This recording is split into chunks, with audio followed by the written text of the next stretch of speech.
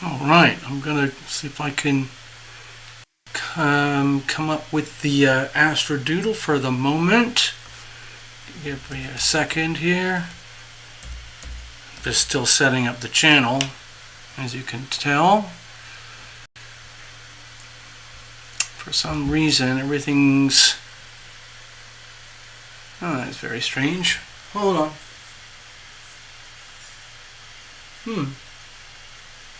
Well, it should work. Technical glitches already. We haven't even started yet. Hold on. What the hell is going on here? Okay, try it again.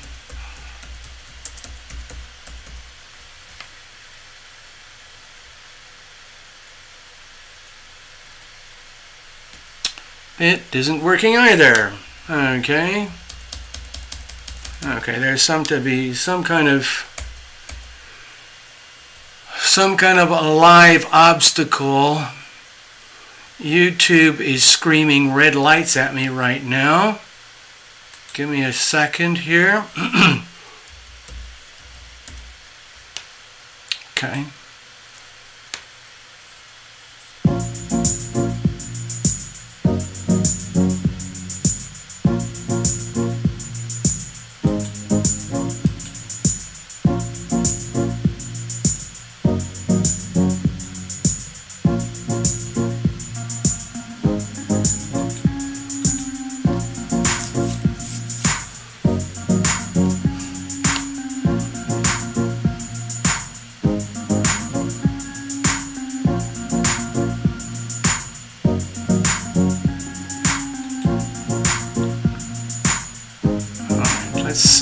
Okay.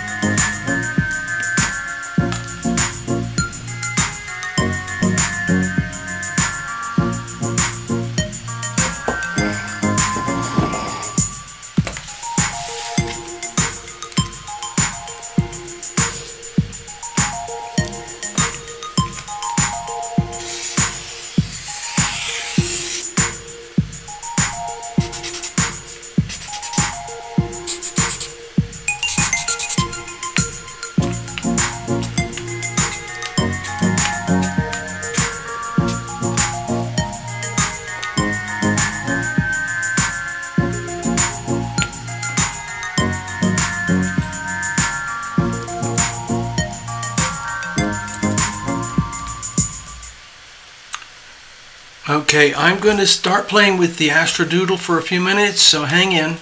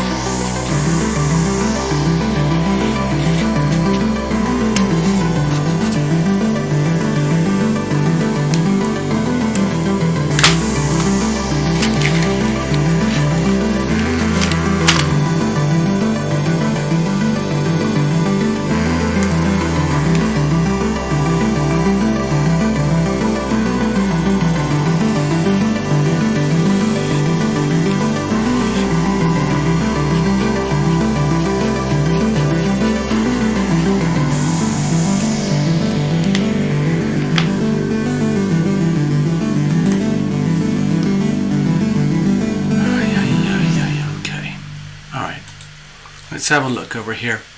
Just checking in. Oh, hello, Precious. Yes, I got it. Let's see, what was that story? Oh, talk about, yeah, luckily, wow, she must have had angels for sure. It's I get almost berserk angry about when animals get hurt. I can't help it. Hello, Path. If you gotta do the work while in the garden while you can, just do that. Greetings from all of us over here. Okay. Hello, Love Triber. Hello, Incognito. I won't tell anybody that you're here. Don't worry.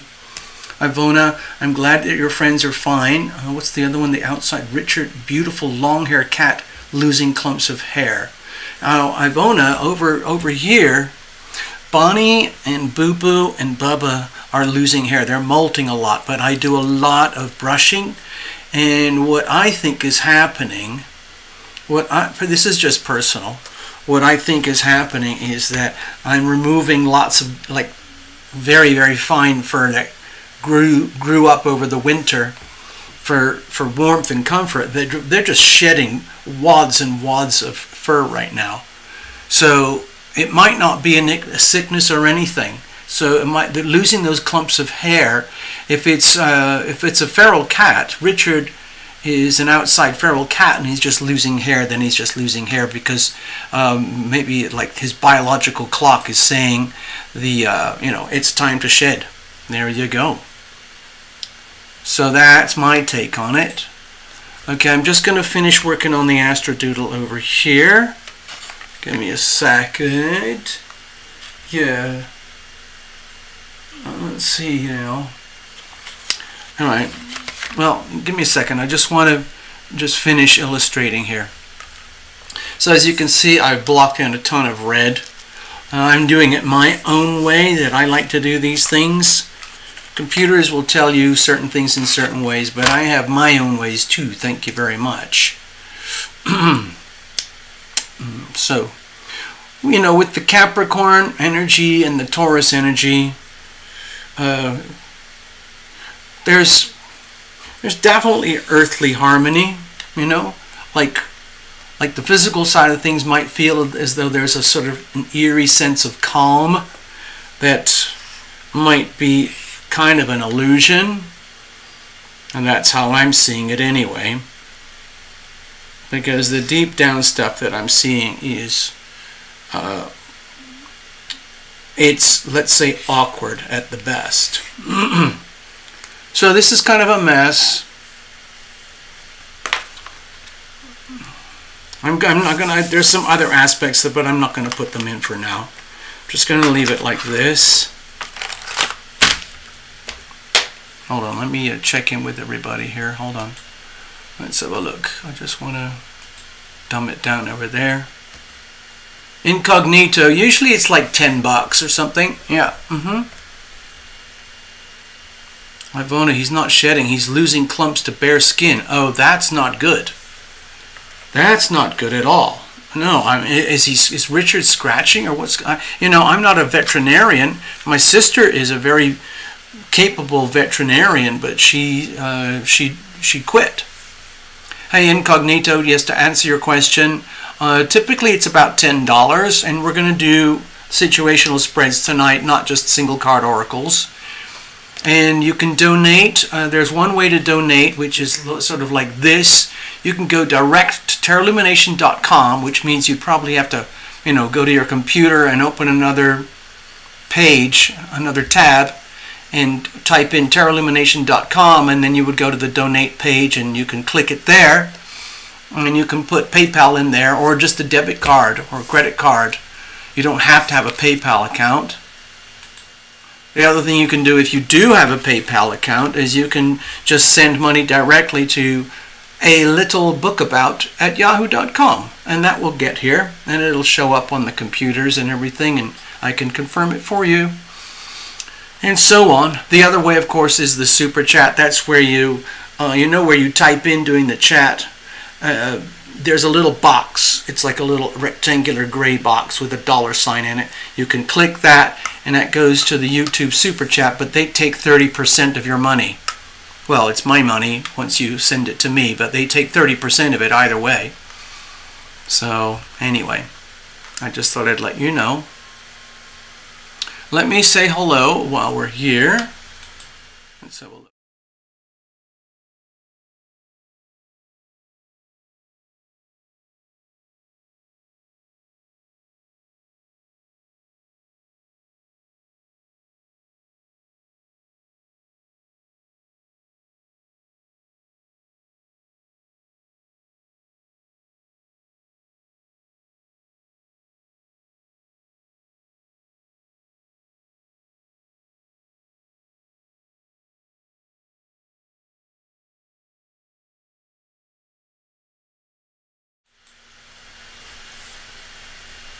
I'm just going to add a few comments about the astrological weather for the day for right now. Greetings everyone, by the way. I hope you've got refreshments and you're sitting comfortably.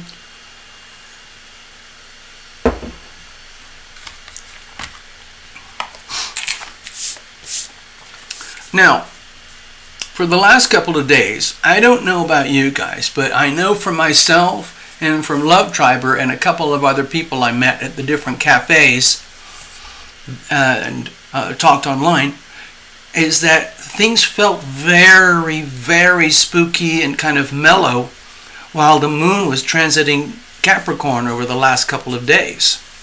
To me, personally, it felt, I take these very, very personally because these degrees are very personal to me. Capricorn 26 is highly targeting for me. So when the moon goes through there too, the moon, the way I felt is that everything became very sensitive, very internalized, that left me personally feeling like I wasn't scared or anything, but I definitely wanted to hibernate and not do anything. It's as though I had taken like 2 Valiums or something, or 3 cups of kava tea, you know. What? Ivona, is there a problem with the sound? Hold on.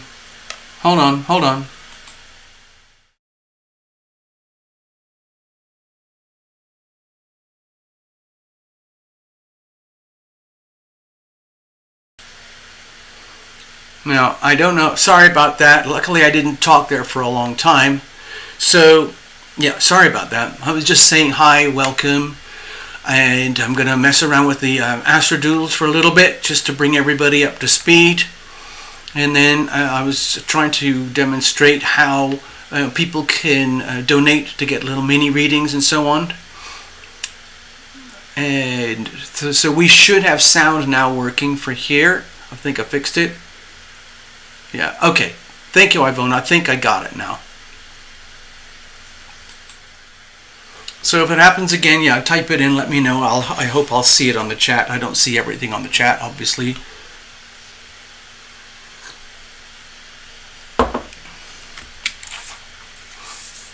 Thank you, Incognito. I will just double check on everything. I'll get back to you in a minute.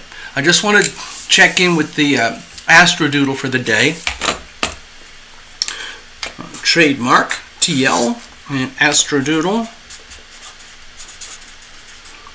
If I was a very sophisticated technical person and I had all the wisdom and knowledge to do these things, I would take each one of these astrodoodles that I do almost every day and I will put them on the market as NFT, non-fungible tokens, which is the new hip cool thing for the arts world as it moves through the land of cryptocurrencies.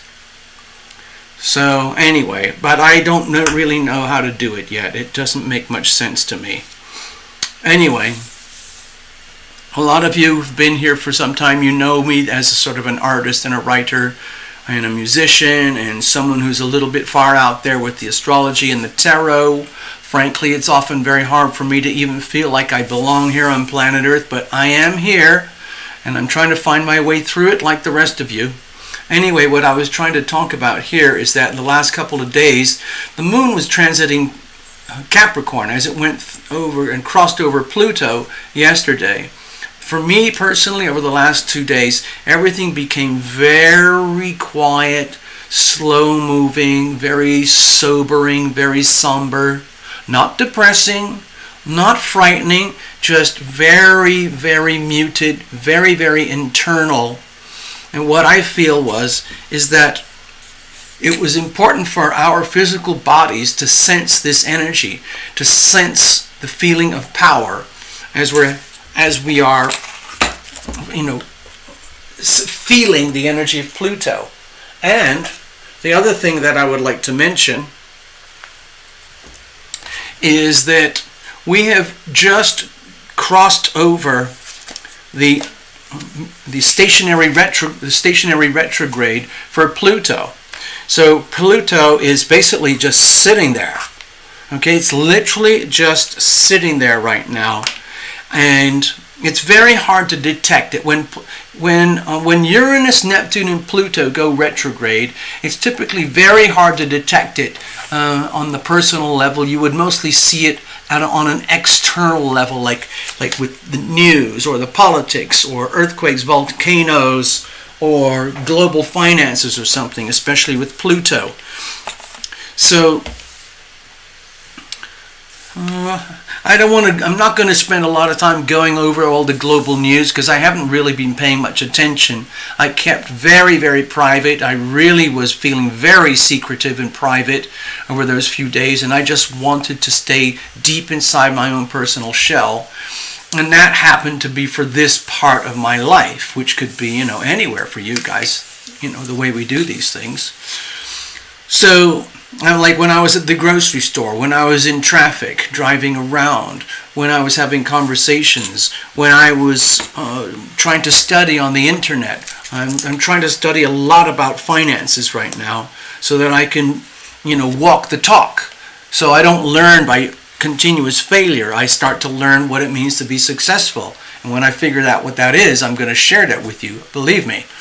But in the meantime, those few days, just for those few days, things were like super mellow.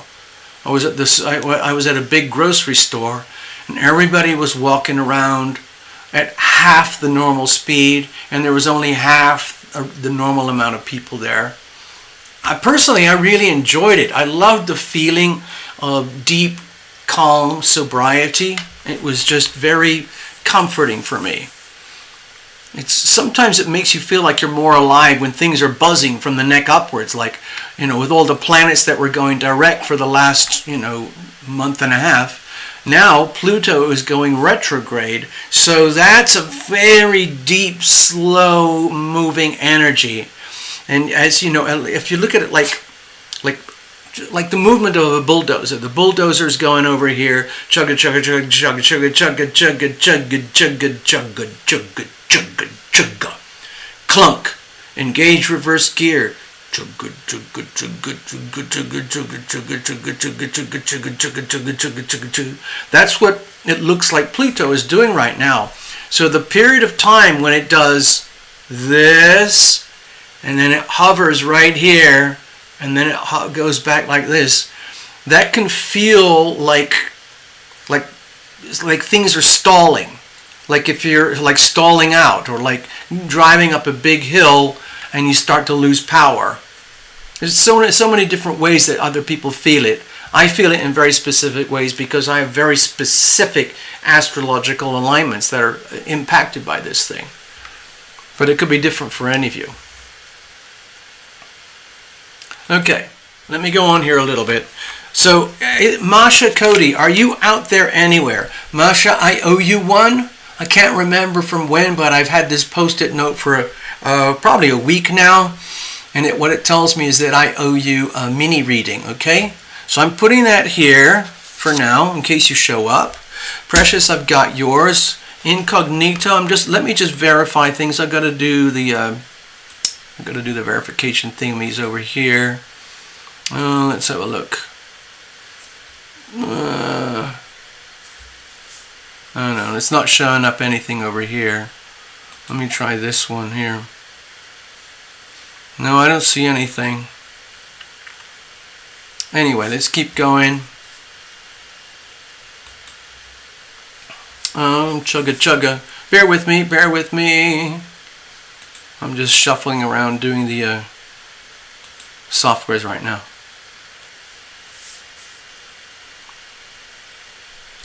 Okay, incognito. I don't know where you want it. Nothing's showing up here at the moment for the donation. I don't know if you went through a little book about it, yahoo.com or PayPal or something like that, or tarotlumination.com. And so it'll show up in a little while. We'll check in a little while. So if anyone's interested out there and you want to have a mini reading, especially if you've never been here before, let me just sort of check in with folks in case. Hold on, give me a second. Hello, Indigo. Indigo, do I still owe you one? Please let me know. Do I still owe you a mini reading? Please type it in there. All right, meanwhile, I'm going to mention a few things here.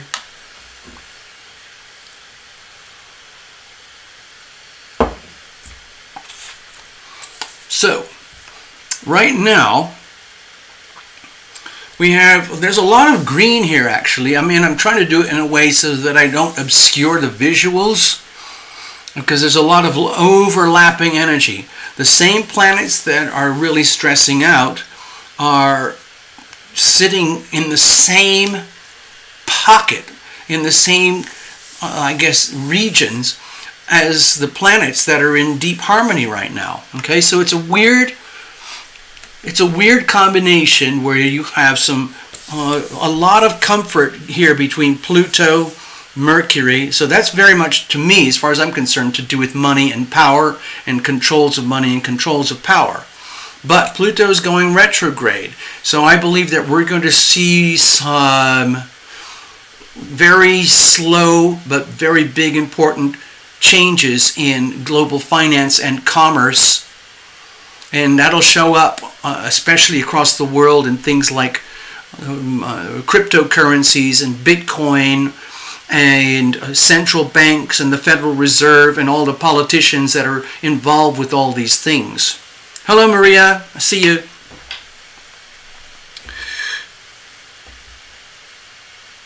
Like, if you want to look at a broad sweep here, the Pluto energy, just because it's in Capricorn, is in very deep harmony with all the planets here, Sun, Uranus, Venus, and Mercury, all in Taurus, piled up in a massive stellium here.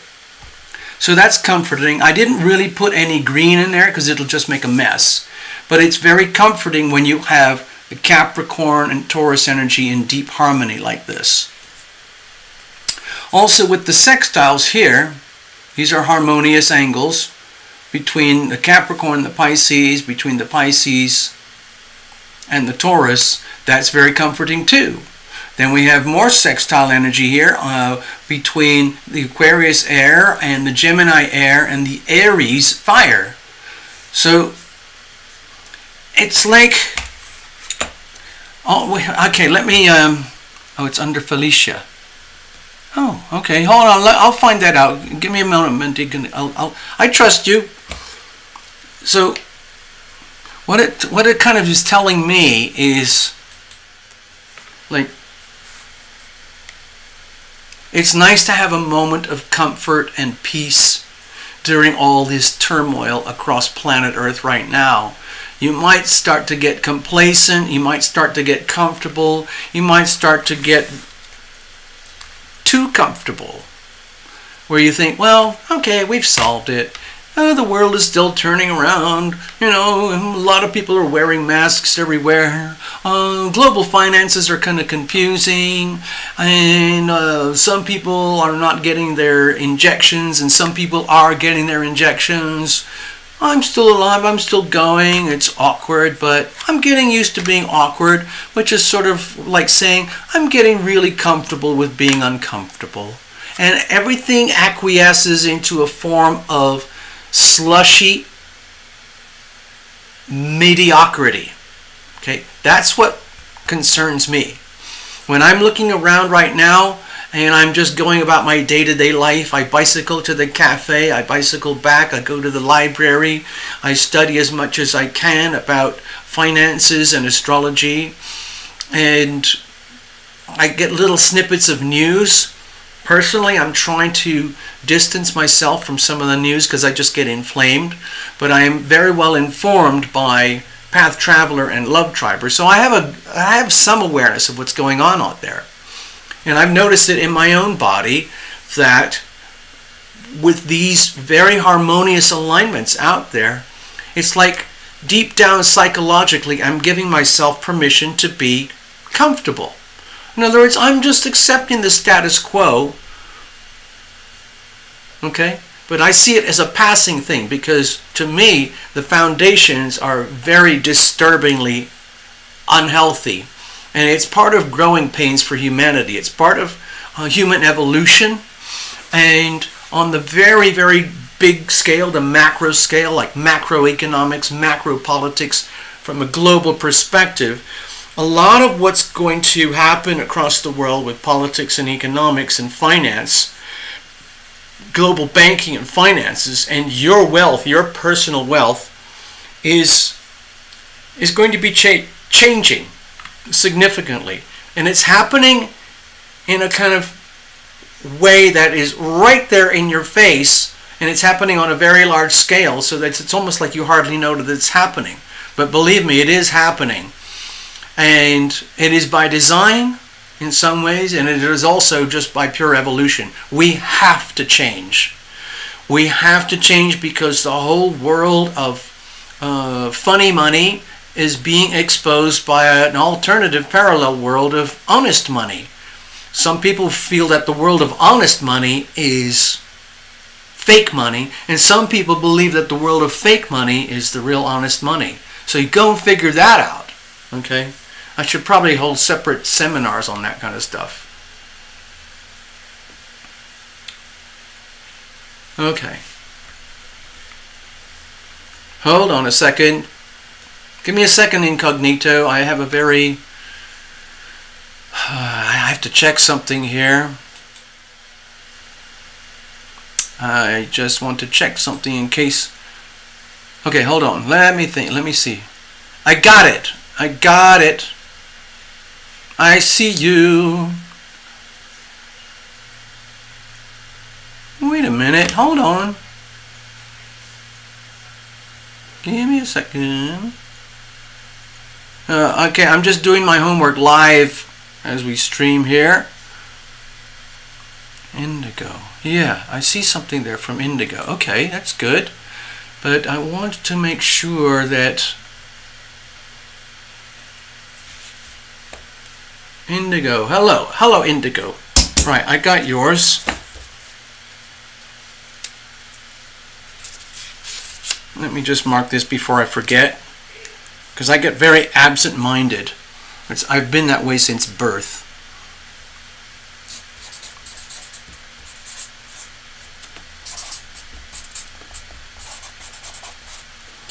So, dear incognito, I don't know if you put it in the right place. I don't see anything showing up here on the super chats or the PayPals or the TerraLumination.com. Let me just check Terra Illumination. Is there another way? I'm just very curious about something right now. Give me a second. I want to look at something because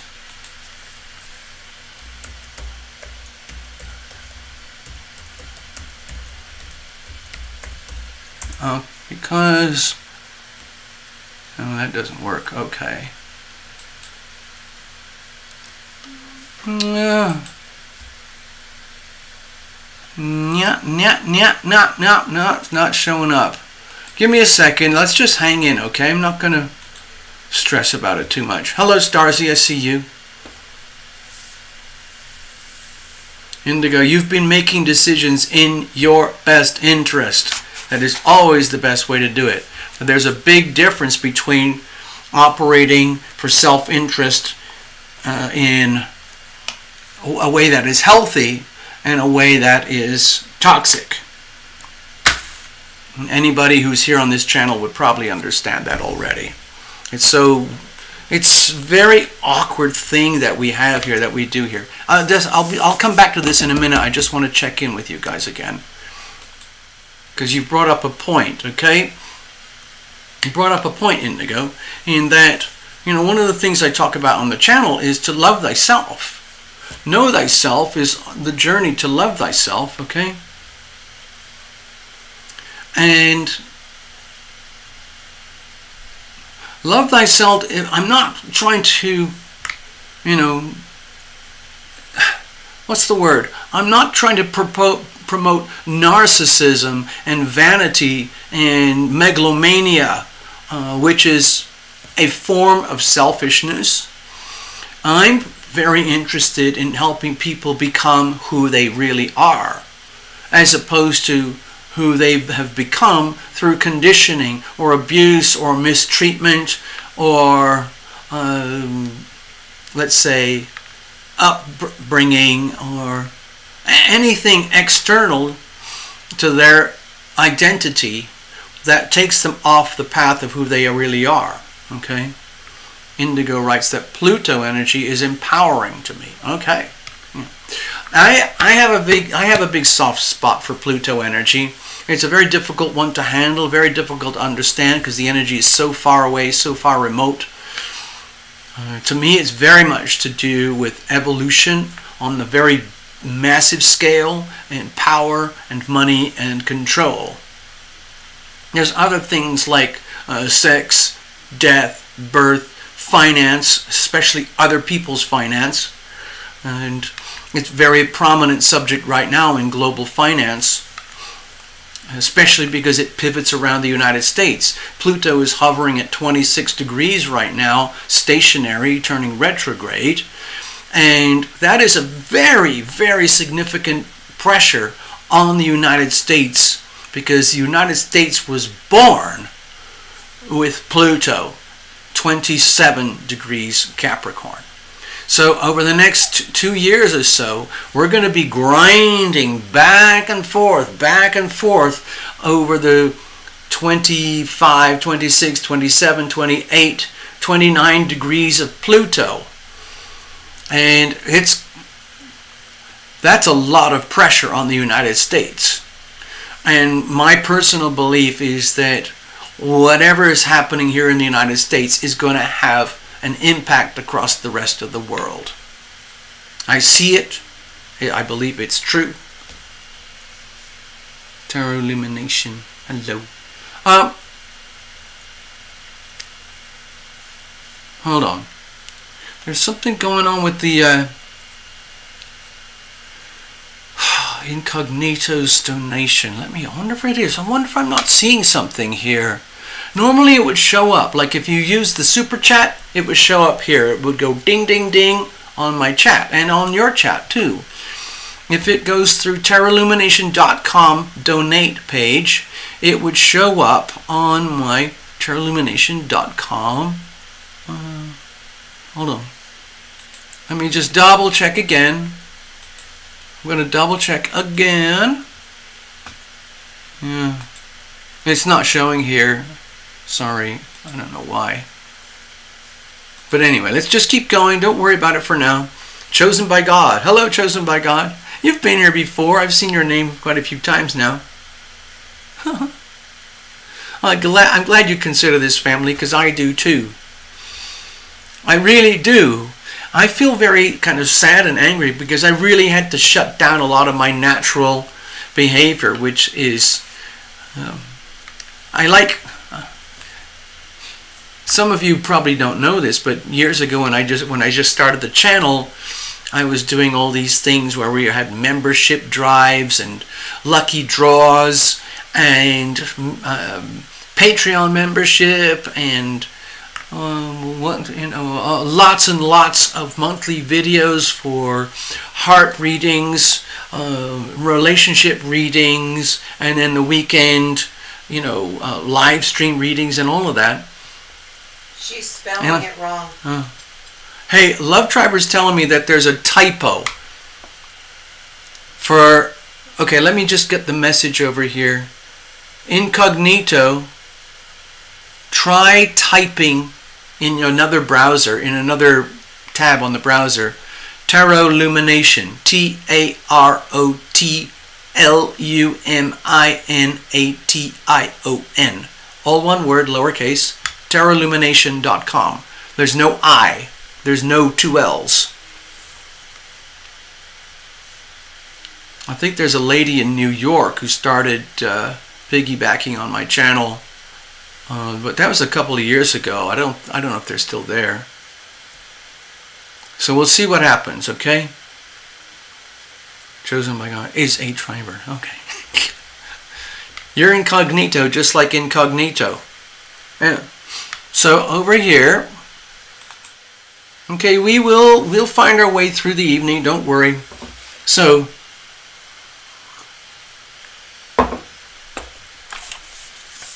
over here, back to the astrodoodle for the day. This is going to be a recurring theme, on and off, in and out, bigger, smaller, through pretty much the rest of this year. And that is because Saturn is transiting through Aquarius for all of this year. Jupiter is still here, and the moon is here today, tonight, right now. The moon is almost conjoined with Saturn right now, tonight. And that forms very hard squares with a lot of the Taurus energy here. I'm allowing for a wide range of degrees, so that's why I sketched it out like this. So we have, 3 planets in Aquarius right now, 4 planets in Taurus. So one way or another, that's a lot of stress. And the way I see it is to do with global finance. Okay? Global finance. Taurus being the sign of money, the sun being in the sign of money right now for another 20 days or so, 15, 20 days. Uranus being the planet of upheaval, awakening, shock, evolutionary leaps, and the extreme desire for purity, freedom, liberation, equality for the masses, okay? And then you add in Venus, the other planet that rules money, and then you add in Mercury, the planet that rules commerce. So that's a tremendous emphasis on money for the whole world, okay? So I'm also noticing it in myself. I'm starting to make the subject of money and finances and personal finances and global finances and banking a very important subject in my life right now. I'm studying as much as I can, even though I understand a lot from the macro level, and I wrote the book about it years ago, and it's all coming true today. There is still so much to learn. So I feel it's not just myself that has so much to learn, but it is the whole of planet Earth that has so much to learn. Because when you add all this together here, this is huge stellium in Taurus, it's like the whole world has to wake up to the facts that there is radical transformation and, let's say, awakenings happening in the world of global finance. And the most obvious way to see that is in the world of cryptocurrencies. I know that sounds a little bit spooky to some people, but I've been studying it for a while, and I'm with friends too who are studying it, and we're seeing how it all connects on a global scale. Now, when you have Saturn opposing hard squaring with it, and Jupiter and the moon right now, this is a very testing time. Humanity is being tested at a very deep, profound level. The whole of planet Earth, in terms of global finances, is being tested. And I believe that the test is to do with fake money versus real money. In other words, true value and true wealth versus the manipulated world of bogus value and bogus wealth. And without going, I don't want to really talk about it much tonight. If anybody wants to, I'm very happy to do private consultations on this subject. I'm not a financial advisor, but I've helped quite a few people with their finances, and now I'm trying to learn how to help myself. Okay? So, Saturn is in Aquarius. Okay, do you see the what's it called? Mutual reception. Saturn is in Aquarius, and I don't know if it is mutual reception. Sorry, forget that. But anyway, Saturn is in Aquarius, hard squaring Uranus in Aquarius. So I think maybe that is mutual reception. The planet and the sign and the sign and the planet. Okay, never mind. That's technical astrology. But it's a very testing time that's happening. And it's going to go on for the whole of 2021 and most of 2022. Especially every time that we have trigger moments here during Taurus. Because Uranus is going to be in Taurus for all that time. And every 28 days we're going to get the moon in Taurus.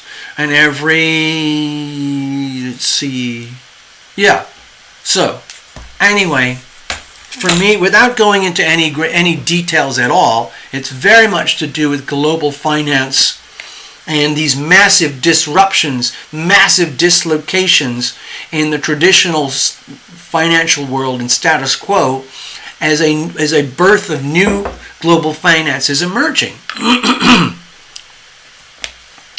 So it's very disruptive. It's somewhere, in some ways, very disturbing. There's a lot of chaos. There's a lot of fortunes being made. There's a lot of fortunes being lost. And there's a lot of criminal activity that's going on as well. Let me just, I'm going to double check on incognito again. Hold on. Doopy-doopy-doo. Let's go over here. Doopy-doopy-doo. So let's see. Do-do-do. There you go, Felicia. There, I got it. Did I tell you I got it? Yeah. Okie dokes. Awesome. Okay, so now you're going to get your own very expensive post-it note.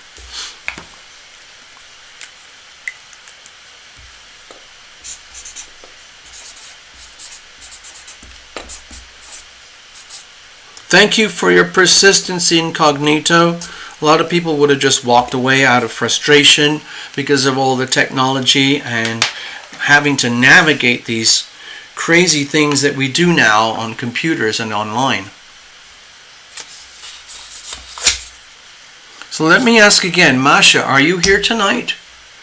Are you here tonight, Masha? Because if so, I owe you a reading, I believe. In which case, let's get her done.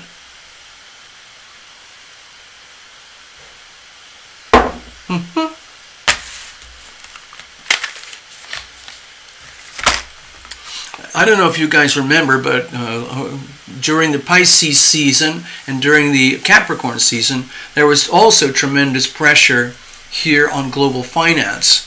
And the way I felt it, and it looked like global politics and global finance, there was massive turmoil and awakening across planet Earth that there's an awful lot of BS going on in the media regarding fake news and real news. And what I've discovered and what I'm discovering, which is, to me, it's very shocking. Well, I guess it's not shocking because human beings are very good at fooling ourselves and each other. There are some very, very intelligent people who are firmly convinced that what I see as fake news, fake reality, fake finance, fake politics, fake love. Some of these people actually believe in it, like it's sincerely believe in it. I don't know how it's possible, but people do. And I also, the other thing is that, like,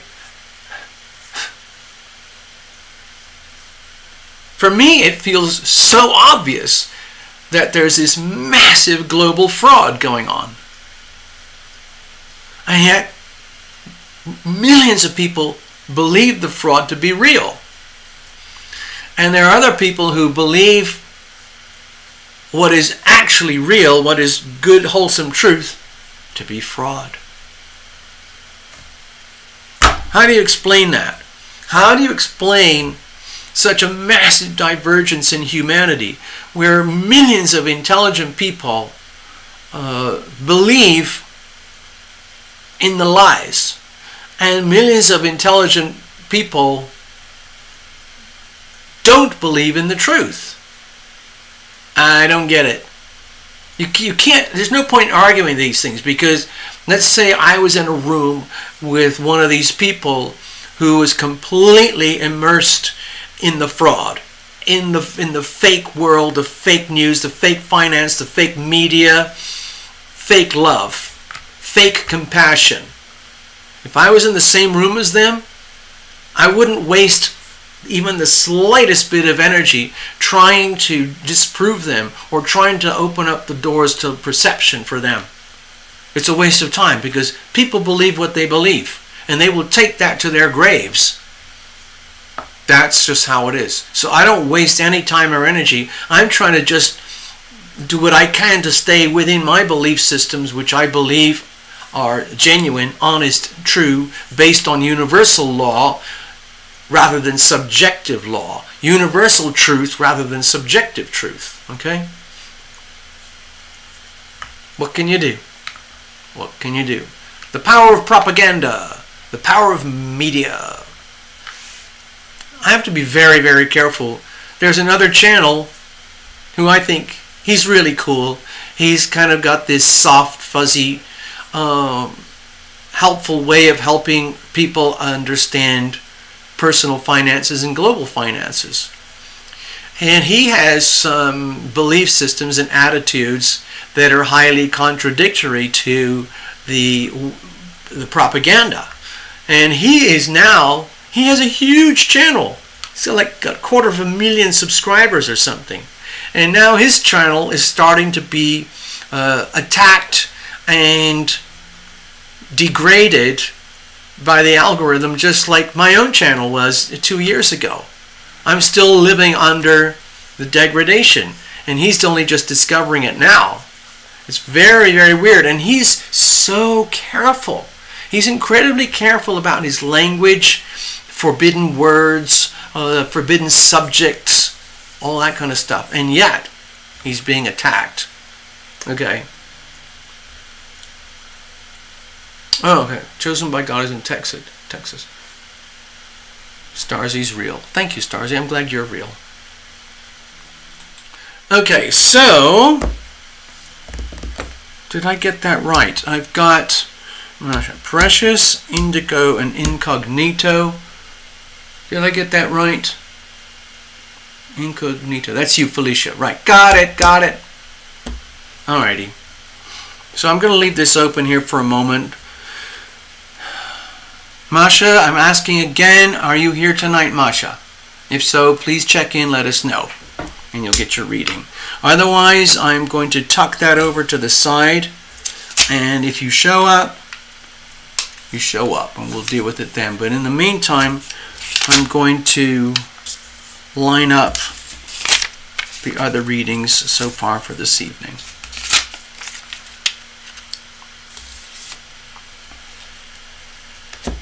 Alright, I need a little bit of a...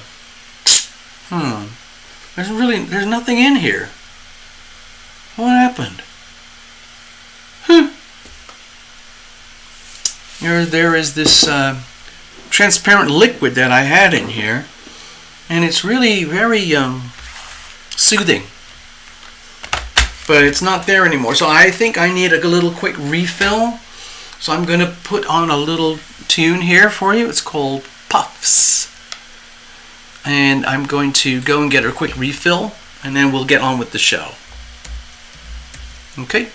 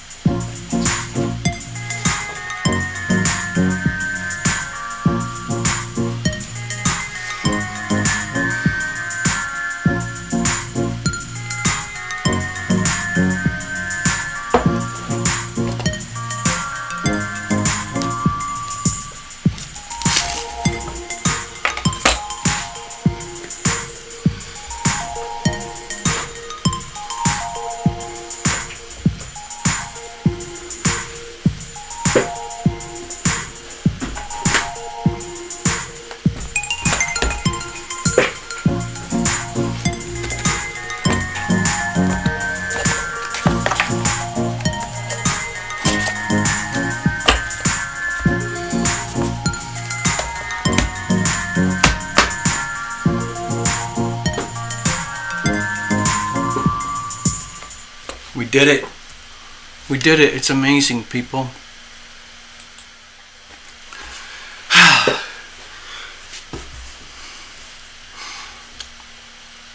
You know how YouTube has evolved over the years? I see it. I feel it. And some of the channels that I like are mostly are all to do with finance. It's all to do with finance, like global banking and finance, and they're controversial. It's amazing that these channels are still even functioning at all, but they're still there, and I like them. But what I've noticed, especially because they're in the world of money, they get a lot of people who are interested, like, oh my God, that's amazing. So they, the channels that I like tend to be quite big, but they are all teetering. I've noticed each one that I like is teetering on the edge of where I've already fallen over. So they're trying to be extremely careful with their language, because we share similar views. I don't connect with them much personally or anything like that. I've tried to now and again, and I do have a direct one-on-one with a couple of them. But in general, they're much bigger than Terra Lumination. They have really gorgeous graphics. They have teams of people, like technical advisors and website managers and all that kind of stuff. And then they go off and do all their finance stuff in the background, and they're making tons of money, tons of money off of their channel and off of their services. These are very wealthy people, and they do a really good job. I really truly believe they are providing really good information, really good services, in a very sincere way that is very much aligned with truth, universal truth. No fake money. But the thing that I was trying to get at is they are right on the fringes. They're right on the fringes. They are much smarter than Terra Lumination, and they know how to, choose their words a little bit more diplomatically, and they don't seem to be getting up in as much trouble as I did or as I do. So I'm kind of jealous.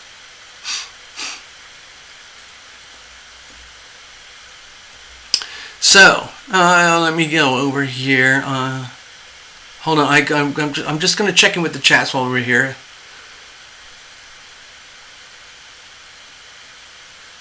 Yeah. I'm just going back to the top of it. It says, trust your intuitions. Hold on, I want to see that again. You are being divinely guided. There's a secondary conversation going on there in the crowd that I'm not quite up to date with it yet. Yeah.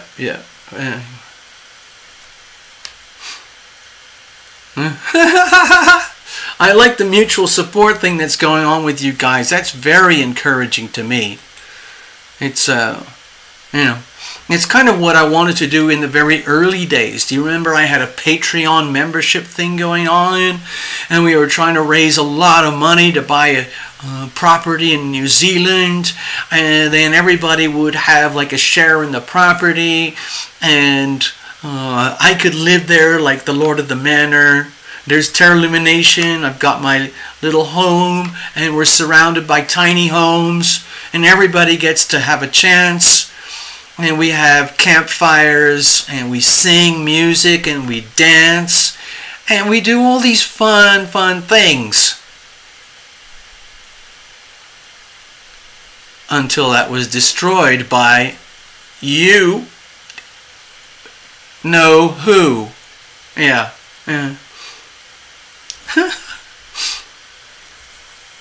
Yes, I'm picking up scraps here in the chat.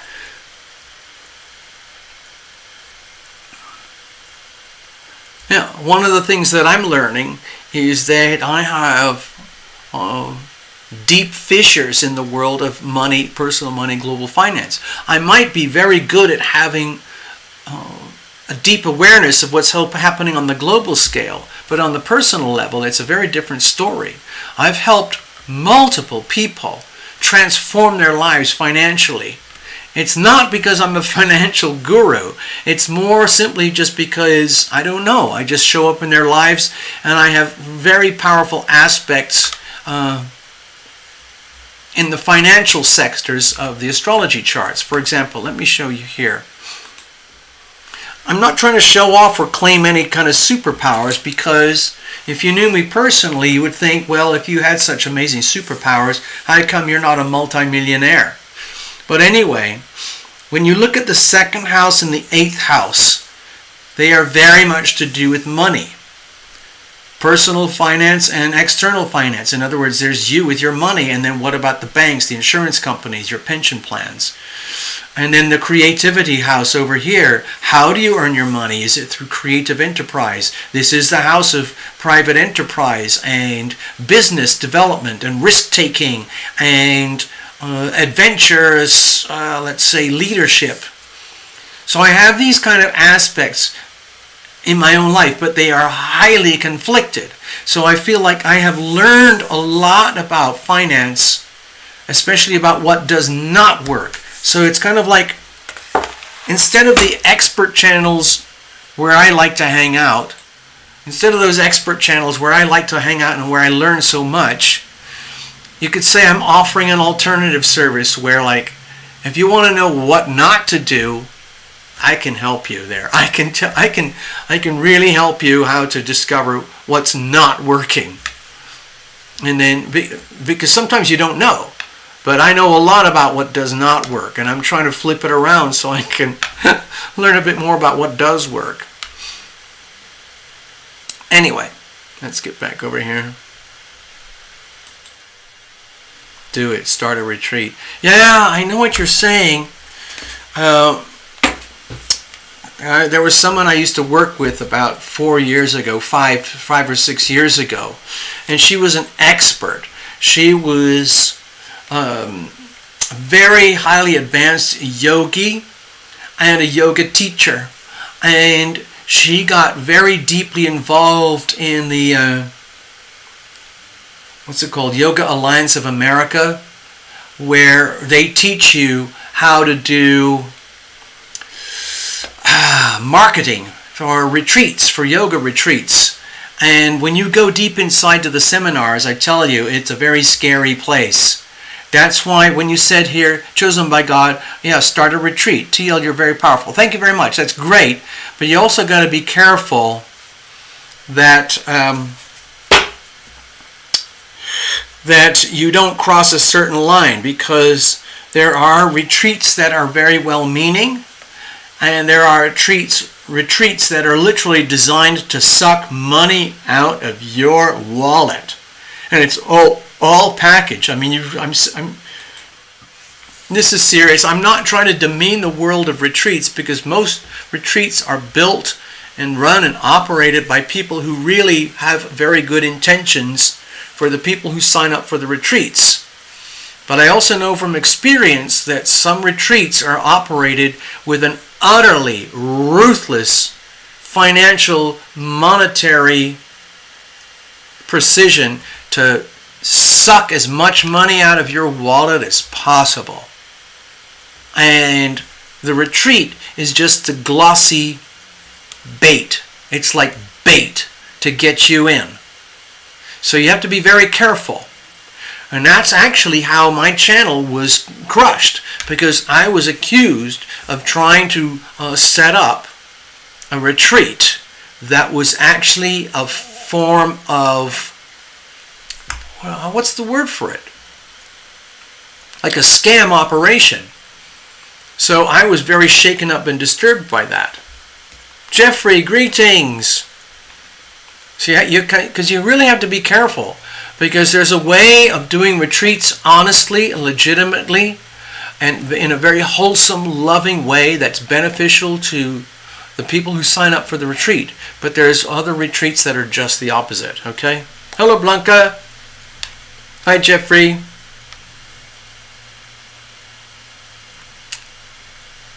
I see your note there. Many are called, few are chosen.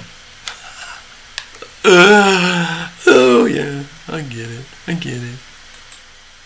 Yeah. All right, and let's have another sip and let's get on with it. Precious, you're up. Chosen by God. TL, but that ain't you. I know that's not me, but I was accused of that because, sorry, I'm just repeating a very old, painful, tedious story.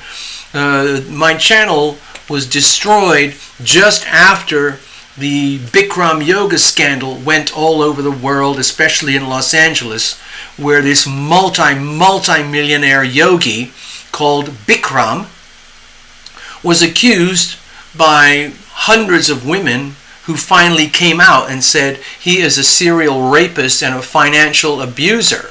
And he was. It was proven in a court. And once that story hit the headlines, especially in Los Angeles, it was around the middle or end of 2018, my channel was accused of doing exactly the same thing. And the great gods over at YT decided that I am guilty until proven innocent. And I did everything I could to prove my innocence, but it made no difference. Okay? There we are. So anyway, and that's actually where the whole thing Love Triber came up. Because it was the Terra Lumination Love Triber, and that's how we were actually building. There was a point where we had a lot of members, and the members were putting in, $5-10 every month or something, and that was, that was starting to add up, and I was thinking, wow, I'm actually doing something that works. Holy bleep! And then, of course, anyway. So here we are. We're still alive. I'm still doing mini readings. Anyway, let's stop my moaning and groaning. Precious. Luckily, Path Traveler is out in the garden right now, not hearing this, because if she heard that I was moaning and groaning again, she'd be telling me off. Stop doing that, TL. You're just feeding negative with negative. I know that.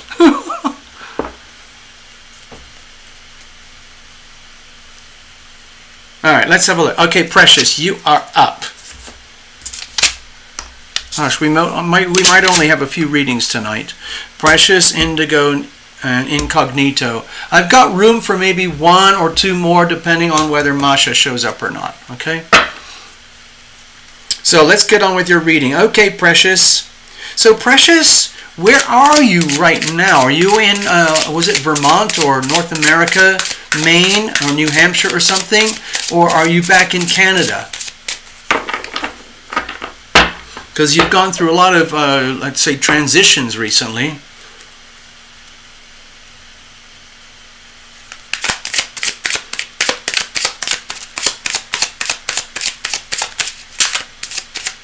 Let's have a look here.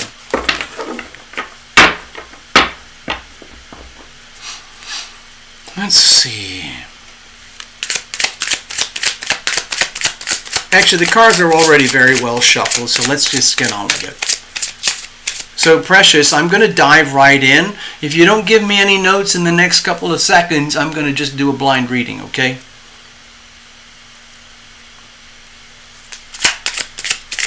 All right, here we go.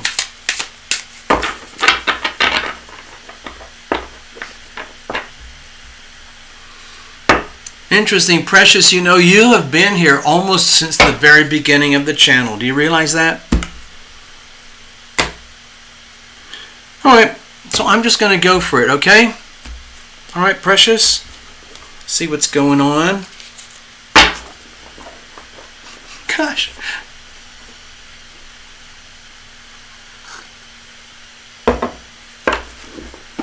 Alright, here we go. Blanca, you sent a donut. Uh-oh, hold on. Precious, stay there a second before we even get into the reading. Let's just double check this right now. I don't have to. I can check it later, but I'm going to check it right now, just in case I miss something. Oh, yeah.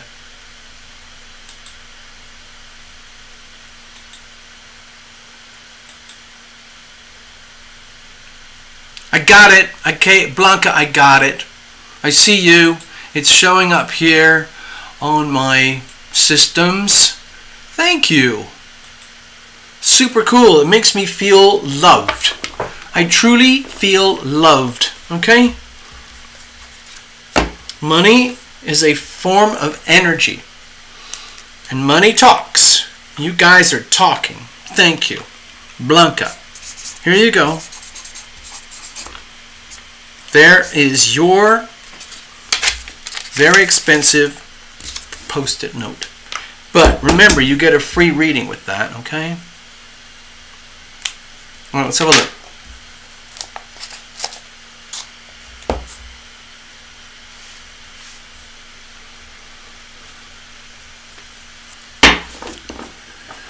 All right, so again, Masha, if you're here, please let us know. Otherwise, we got 1, 2, 3, 4 to do. I can probably take one more. That's about it. So we'll just let things ride for now. Let's get on with your reading, okay, Precious? Cards are very well shuffled. I think I just cut them, but I'm gonna do it again, okay? Because I want to be absolutely clear and pure in the moment, okay? Okay, I like to be. This is the best way that I find to center. I wish I had the energy and the skills to do this every single day. 4 or 5 readings a day. That would be, I could do that. Also, as you know, I'm available for full-on professional, premium, high-octane readings for anyone who needs that. You just have to go to tarotlumination.com and you can check the book your readings page. Okay, here we go. Right, here we go. Here's the situation, Precious, okay? Remember, I'm using the Tarot Lumination situational spread, which is very, very similar to the diagnostic tools they use in an auto shop, auto technicians, okay? Here's the situation. Here's the challenges. Here's how we're going to handle it. Let's have a look at the prevailing conditions. I like to reference the astrology as a form of weather, as a form of sacred geometry. Okay, Precious Dust typed in, right now in Canada, July, New Hampshire. Yo, wow, so you are commuting. That's large-scale commuting. Love, please, you got it. Okay. Luckily, with the situational spread, we can do anything. Okay, here we go. So, we've got the Ace of Wands. Oh my gosh. Well, personally, I'm very happy for you, Precious. To me, I don't know what I'm going to just tell you, okay? You don't have to tell me any details, but when I saw the Ace of Wands there, I felt this kind of flush energy, like, when you're a teenager or something like that, and you're having your first experiences with romance, and you've discovered that somebody thinks you're hot, or you've got the hots for somebody, and then you just kind of figured out that you've got the hots for them and they've got the hots for you, and it's like, it's almost like embarrassing. It's like being a little girl. That's what I'm sensing here.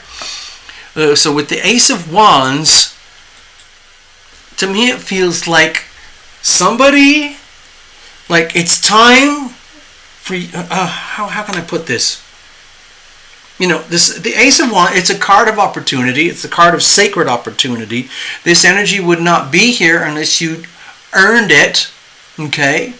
So, however bad I might describe some of the astrology here, like the big red nasties over here, the fact is there's some beautiful energies over here in the green, the mushy green stuff. So let's just align the Ace of Wands with all the green stuff, and it's very harmonious, it's very supportive, I would say at kind of a deep soul level, where it's giving you kind of a gentle hint that however advanced you are in the world of love and relationship right now, wherever you are, okay, you are entering a new chapter, a new episode in your life where you're going to have a chance to take it to the next level. Now, maybe that's something to do with your trip back in July, doing the Canada-New Hampshire thing. We'll see. But with the Ace of Wands here, it's kind of like one of those, I don't know how to say this. It's almost like a nudge from the universe, like, go on, precious. It's okay. It's okay. Just, seize the moment, grab the moment. You're living this lifetime. You've got all your challenges. You've got all your burdens. You've got all your undesirable qualities that some people would not be able to handle. But you also have all your gifts and your highly desirable qualities that some people would think are just awesome. Okay? It's almost like it's time for you to give yourself permission to be loved. And then once that happens, just like, wow. So it's like, Chart Illumination, you're telling me, like when you talked about that years ago, be loving, be loved. Be loving, be loved. So long as you don't impose an exact, let's say, definition of what it's supposed to look like when it's be loved. Let's say you are loving, you just continue to radiate love. And you make that your business, being loving. And then when you do that, because of the laws of the universe, you are loving, you are loved. So I think we're at this sort of episode, like it's another page in the book. Well, let's say it's another chapter in the book of life for Precious, where it's like the Ace of Wands is saying, in this chapter, dear Precious, we're going to learn what it's like to be loving and be loved. So it's mutual. And that is exciting. That is passionate. That's rewarding. That's satisfying. To me, it feels very animalistic in a very pure way. Very satisfying. I would call it mutual satisfaction. Wink, wink. Anyway. You don't have to do anything that I just said. It just what this is telling me. The Ace of Wands is basically tapping into all the green stuff here. This sextile, this sextile, this sextile, this sextile. It's very much about the energy of opportunity. Sextiles energies are almost better than trines because they're like trines in motion. And trines on their own are just very comfortable. You kind of take them for granted. But when you've got this triangle here, sacred geometry, this triangle here, sacred geometry, that is like, it's almost like rocket fuel. Which, of course, is the Ace of Wands. Let's have a look. What's the situation? We've got a Three of Cups here. So this feels to me, that kind of, let me just, it's like, okay, just pretend I'm a guy. Just imagine the scenario. I'm a guy and I'm hanging out with my 3 best guy buddies at a bar, okay? And I come in, I'm all kind of like, well, what's going on with you? I say, I'm fine. And what's going on with you? Blah, blah, blah. And then one of them says, well, what's going on with you? And I I tell them, well, actually, I kind of scored. Me? I scored? Can you believe that? And they're like, seriously? Wow.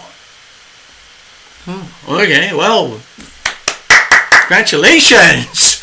Yo! So take that same story.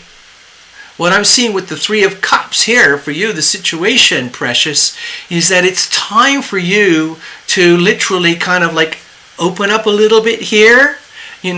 As a woman, you might have a very, very, very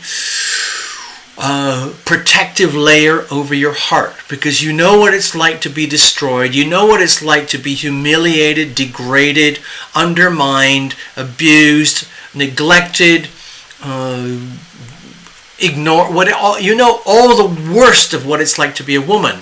And then when you have something nice that happens to you from a potential mate, where you're starting to enjoy the vibrations of be loving, be loved, I am loving, I am loved, and you start to realize, my God, it's real. And it almost makes you blush, like the female blush energy. Like it's almost like I gotta tell my girlfriends, but you don't tell your girlfriends. Your girlfriends ultimately are like, what's going on with you, precious? You've changed. Something's going on with you. We can tell. What's going on with you? Come on, tell us. And then you blush, and it's just like, well, actually, I think I've met someone who's actually, we're kind of like, we're good. So, I'm not going to say anything more. But just that little tiny nugget is like an excuse for you to go, yeah, oh yeah.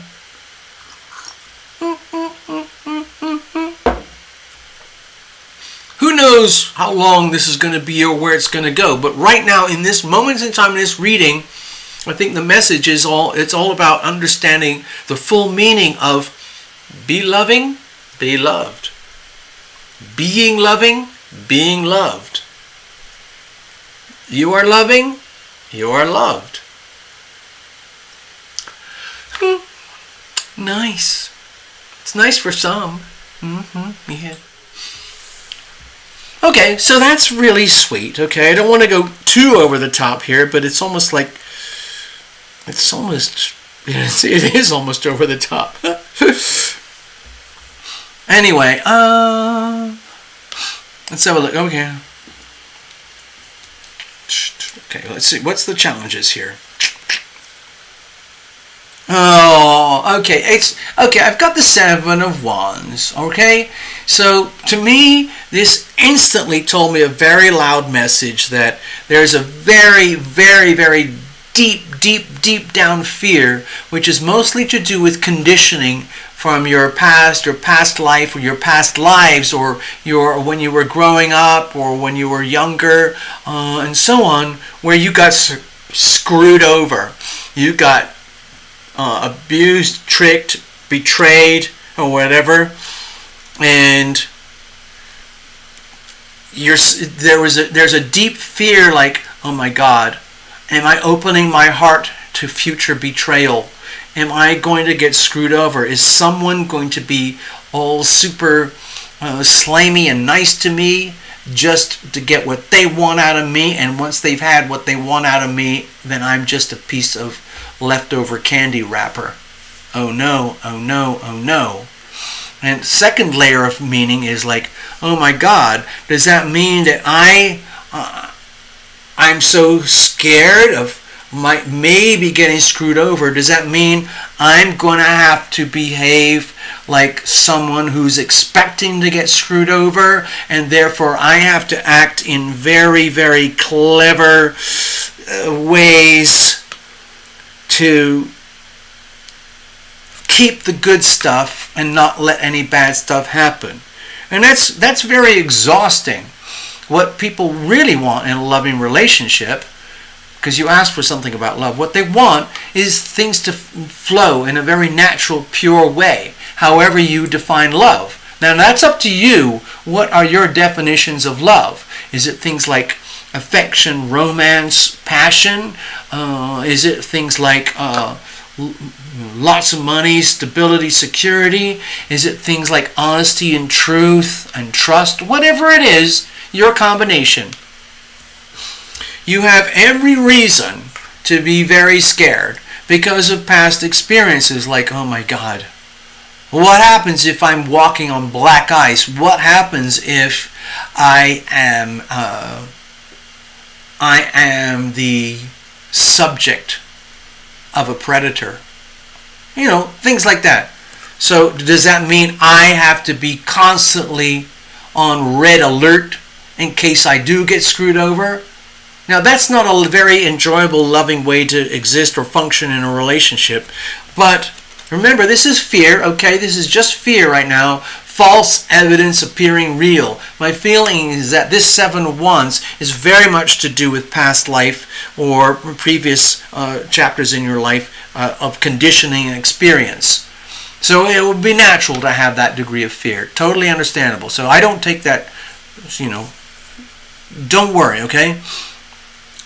Hold on. Just give me a second. I saw something from Jeffrey. Donation via PayPal. Got it. Let me finish this, Jeffrey, okay? Hold on. I'm going to grab this.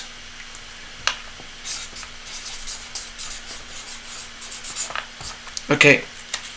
That's probably going to be it for the night, people. I won't be able to take any more readings after that. So anyway, thanks, Jeffrey. We'll get to you. Just be patient. So whatever I said that was negative and scary about the Seven of Wands here, it's just, I feel like I have to say it. It's kind of like a disclaimer, because I think the real stuff is what's going on here, okay? How are we going to deal with this? This looks like very much an internal thing, but the internals affect the externals, and the externals affect the internals. So let's have a look. Okay, my feeling with the Four of Cups is, number one, remind yourself, I always talk about this when I get the Four of Cups.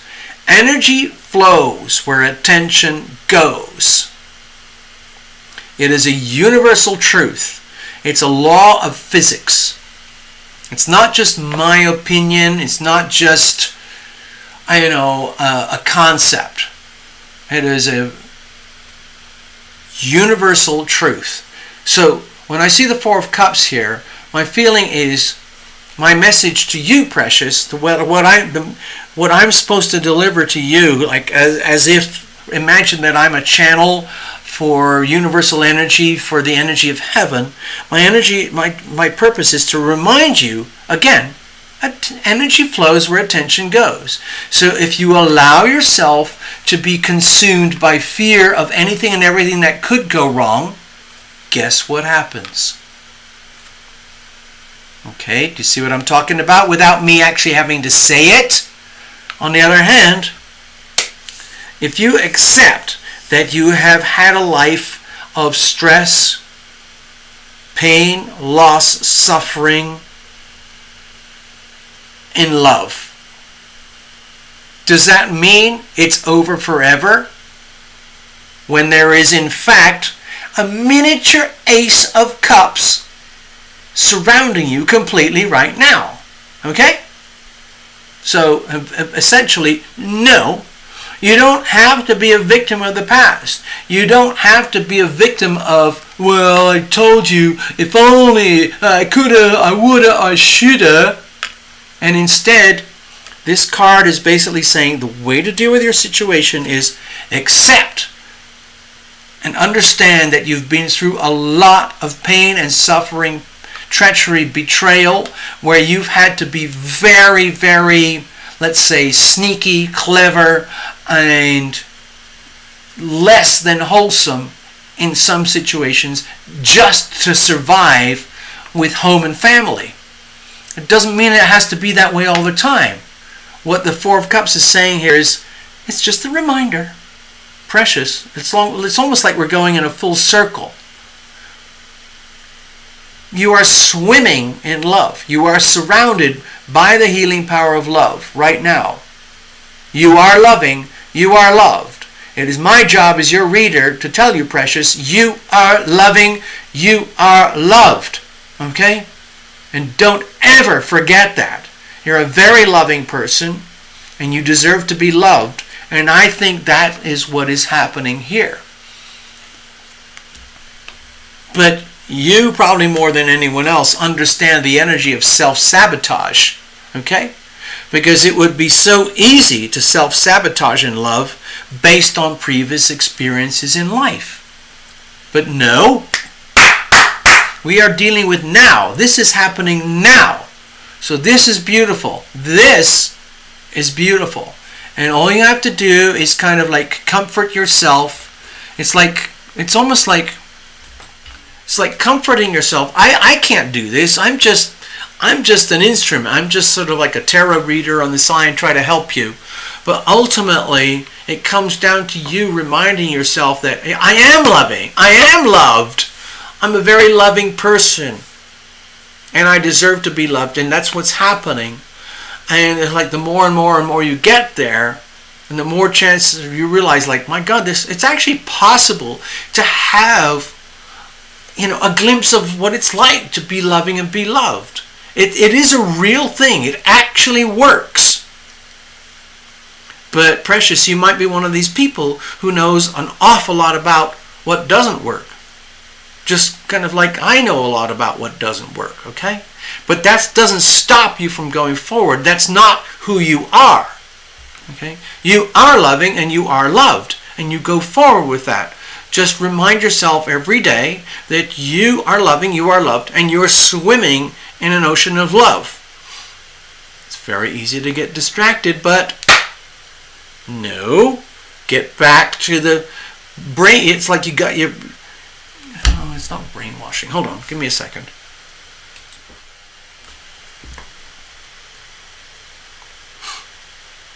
So this, in a way, this puts all the responsibility back on you. You can't just wait for fate to magically work for you. You have to understand that you're already set up. You've already been loving, you're already loved, and now it's actually starting to ferment and manifest in your life. But it's almost like the closer you get to a genuine manifestation of being loving and being loved, the more likely you are to slip back into old patterns of fear and failure and loss. And then my job as your reader is just to remind you, hey, precious, it's simple, okay? Energy flows where attention goes. Just keep your eyes on the prize. Keep your eyes on the opportunity. Keep your eyes on truth and reality. And let the love flow. Share the love. Be willing to spread the news and share the news without any self-consciousness to you and your loved ones, your girlfriends, whoever you like to share these stories with. Okay? There's your reading. Thank you. I'm going to clear it up now. Let's see. Jeffrey. Yeah. Okay. Indigo. Here we go. Let's see. Incognito. Then Blanca. And we got Jeffrey. All right. Let's see. Put this over here.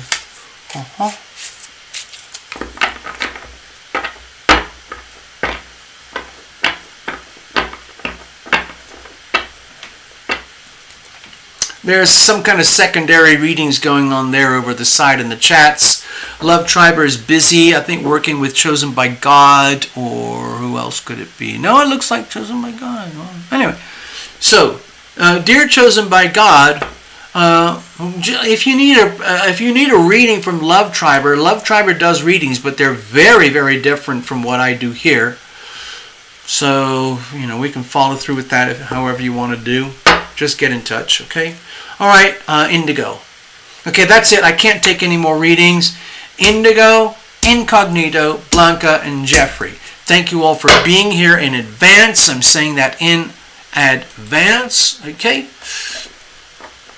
And if anyone else accidentally puts money in the pot, then we'll just put it off till next week, okay? Thank you very much. Here we go.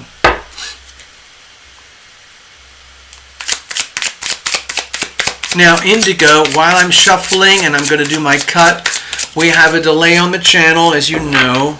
So if there's one word, if you can think of it, what are the messages coming to me tonight from Tarot Lumination, through Tarot Lumination, regarding the subject of ...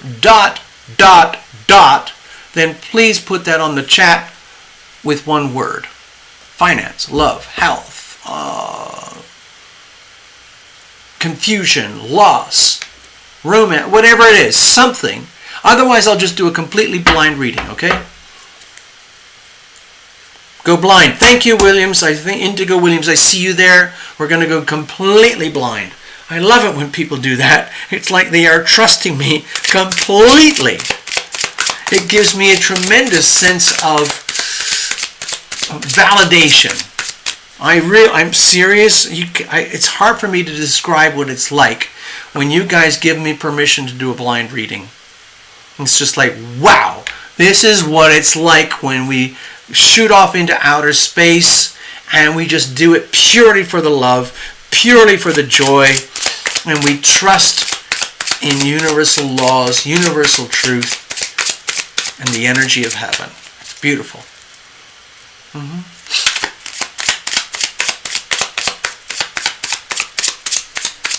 Give me a second. I need a little bit more indigo.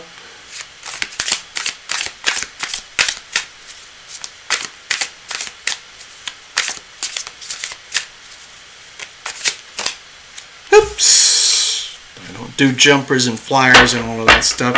I read very, very simply. I just keep it as simple as possible. KISS. Keep it simple, silly. It's a weird process though, because if you're over here doing readings, it's almost like the more simplified you do it, the more rarefied and beautiful and enlightening things become. Hold on, I need more. I need to shuffle more. Give me a second. Cheers.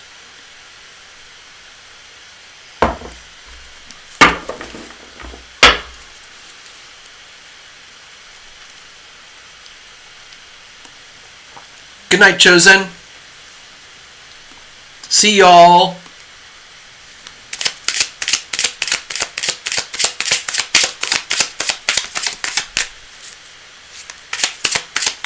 Take care. See you next week.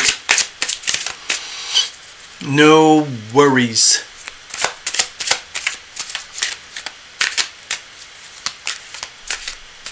Alright, here we go. Alright, indigo.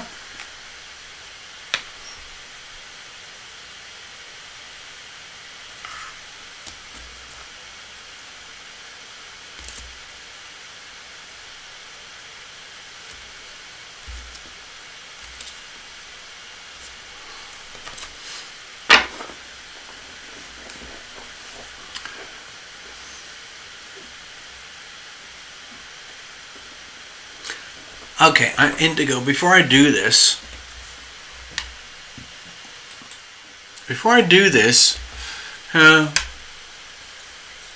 I want to describe to you what just happened over here.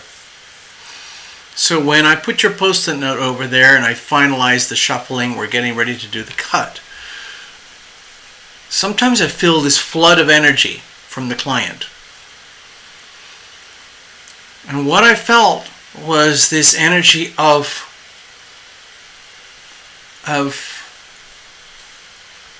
privacy. It's like, pretend I'm indigo now, and indigo is saying like, hey TL, I know how sometimes you get these vivid connections, remote viewing kind of things with some of your clients, and you can see their clothes or their pets or whatever, and that's fine. But I don't actually want to do that, if you don't mind. In case you get something like that, I don't want to do that. I really would like to kind of like stay in the world of privacy. Now, it sounds strange when I say that, because I'm saying something that is essentially private between indigo and myself, but that's as far as it goes. Okay, it's almost like indigo is nodding, saying, "Yeah, that's fine." It's fun to share people's stories and everything, but there's also like protocols, different layers of privacy. And what I'm sensing here is that you, indigo, wanted to make it very clear that you love the open forum, you love doing these readings, and that's great, but you would like to maintain a certain degree of, let's say, professional privacy. Okay? Now, in terms of the reading itself, we're going to go fully public, but I'm not going to tell you, I'm not going to do that. I'm not going to, it's like the line has already been drawn. I'm not going to worry about whether you're on a sofa or a smartphone, or if you're wearing a red dress, or whatever it is. Okay, we're not going to do that. Okay. Even though that sort of stuff happens frequently here. Give me a second, I just have to let...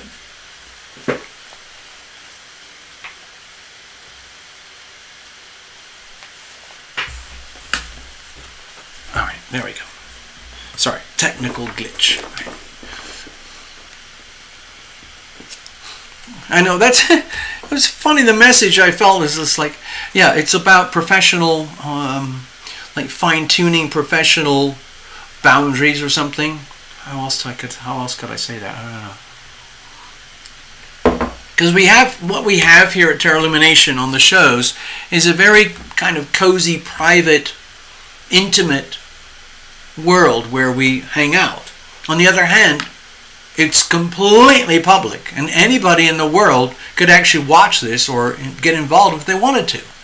So I understand what I was sensing here, William Indigo, but I just had to kind of clarify it in terms of its precision, so that it's almost like I'm letting you know that I know. Okay?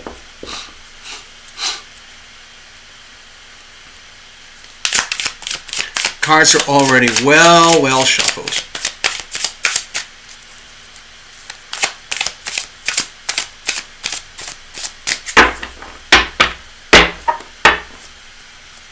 Here we go.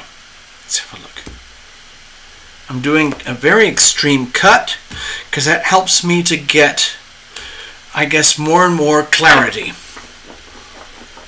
It's like I'm deliberately breaking the energy field so that there's no established patterns and we have a very pure, pristine kind of reading, okay? Here we go. Here's the situation. Here's the challenges. Here's how we're going to handle it. Actually, let's do it over here. And then let's look at the weather for you too.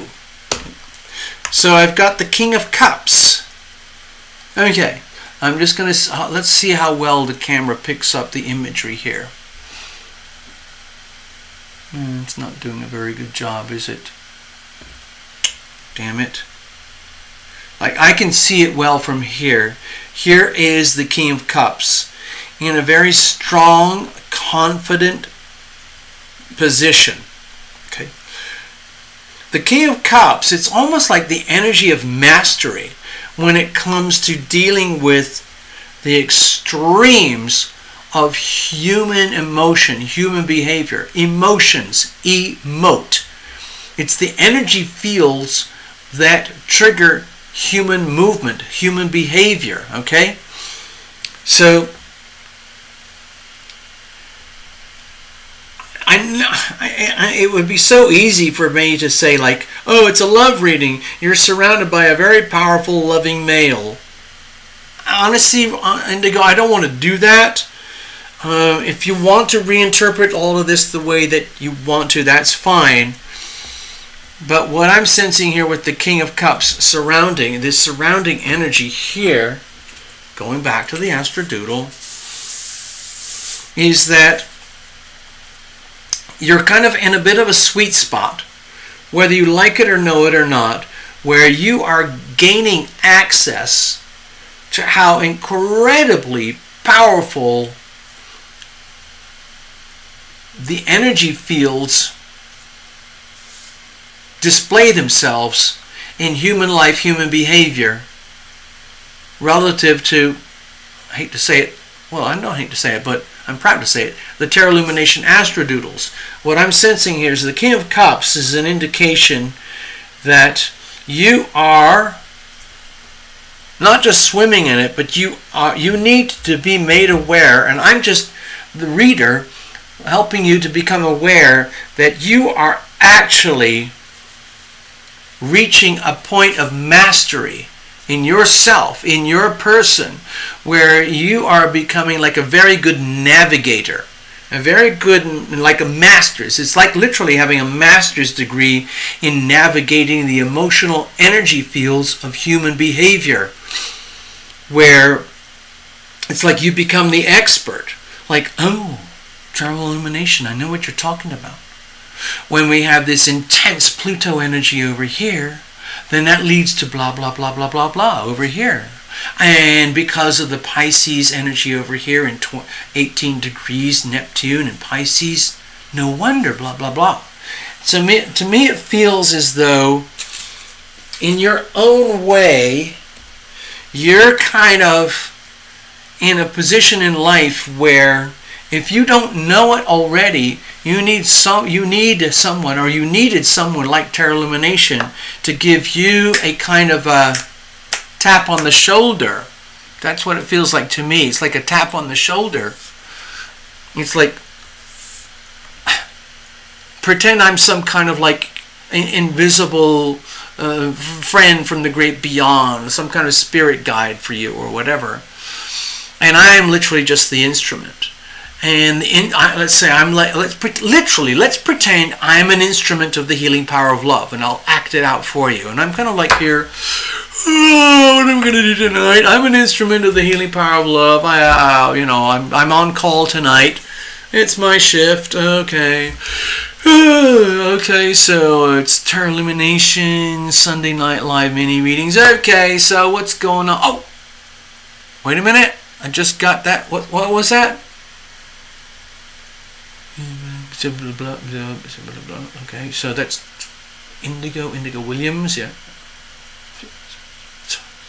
Okay, got it. Okay. Alright, so now I'm the instrument of the healing power of love, and I'm suggesting to you that it's time for you to be aware, according to your invisible friends, the angels from the great beyond, all your guardians, archangels. If you dress it up in religion or spirit or yoga or whatever it is, it's time for you to realize it's like a tap on the shoulder. It's just like the message is like, excuse me.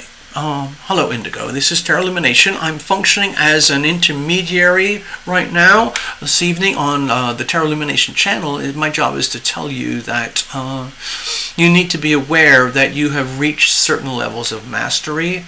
And there you go. You needed to know that. You might not be aware of it, but messages from the great beyond, it's like, okay, look at it this way. Here, the only other way I can describe it is just like, imagine you're a really good person. Let's just say you're an awesome person, and you're waiting in line to get into a restaurant, and you signed up already. You've already got you've got the money, and you're ready to go. You're ready to have a good experience. You're already booked because you've already cleared the what do they call it? Like. You've gone through security. Yes, you can come here to dinner tonight. And then the concierge, the person at the front of desk, you're just sitting there like, oh God, are we ever going to get in tonight? And then somebody they tap you on the shoulder. Excuse me, Indigo? Are you Indigo Williams? Yes. Your table is ready. Okay, this way, please. And all of a sudden, it's just like, whoa! Wow! I have a seat at the big table. It's true, it's real. So that's kind of how I'm feeling this with the King of Cups here for you. It's like, you already know that you're in line for this. You deserve this. It's time for you to recognize that you have achieved a certain level of mastery when it comes to these matters of heart, love, universal truth, and all the things that we do here at Terra Lumination. And it's just your tap on the shoulder. Okay. Wow. Come this way, please. It's time for you to be certified and to be verified and validated. And you get your rubber stamp on the wrist like, hello, good evening, thank you, you're part of the club now. That's it. Woo! I got a seat at the big table. I am loving, I am loved. I have achieved mastery. There you go. Now, here's the situation itself. Oh my God, maybe there is a little bit of lovey-dovey stuff going on. I don't know. So, I'm Indigo, I have a feeling you're probably more than capable of reinterpreting this whole reading if you want to. But for now, what I'm sensing here with the Prince of Pentacles is that it's like you're sending a message to me to get it validated and send back to you that, like, oh my God, this is a very complex, strange reading, but it's good, okay? So Indigo, when I see the Prince of Pentacles there, it's like, again, we're getting this interface. So I'm getting this interface thing where I'm literally in between. There's you over there, watching your screen, getting your Tarot Lumination reading. And then there's the whole panoply of angels, archangels, invisible friends, mine and yours, and all of that. And the message here with the Prince of Pentacles, the Prince of Pentacles is that it's time for you to recognize, again, to recognize and understand that you've done the work. You've put in the work, always making sure you invest, you pay it forward, going forward all the time. Investing for the future, believing in the future, understanding that when you plant seeds of love, guess what blossoms? Guess what grows? And eventually that little acorns turn into huge oak trees. That's kind of how it works. So with the Prince of Pentacles there, the message is like, it's like if you're having doubts or a little bit of self-consciousness or shyness about understanding how awesome you really are and that you really are truly qualified at these levels of being, you just need to be reminded. It's like, again, the messages are like, hey, Indigo, it's like, okay, so you got this King of Cups thing, like, okay, fine, you're in with the in crowd, that's cool. But you also have to understand, you've done the work. You deserve it. Okay?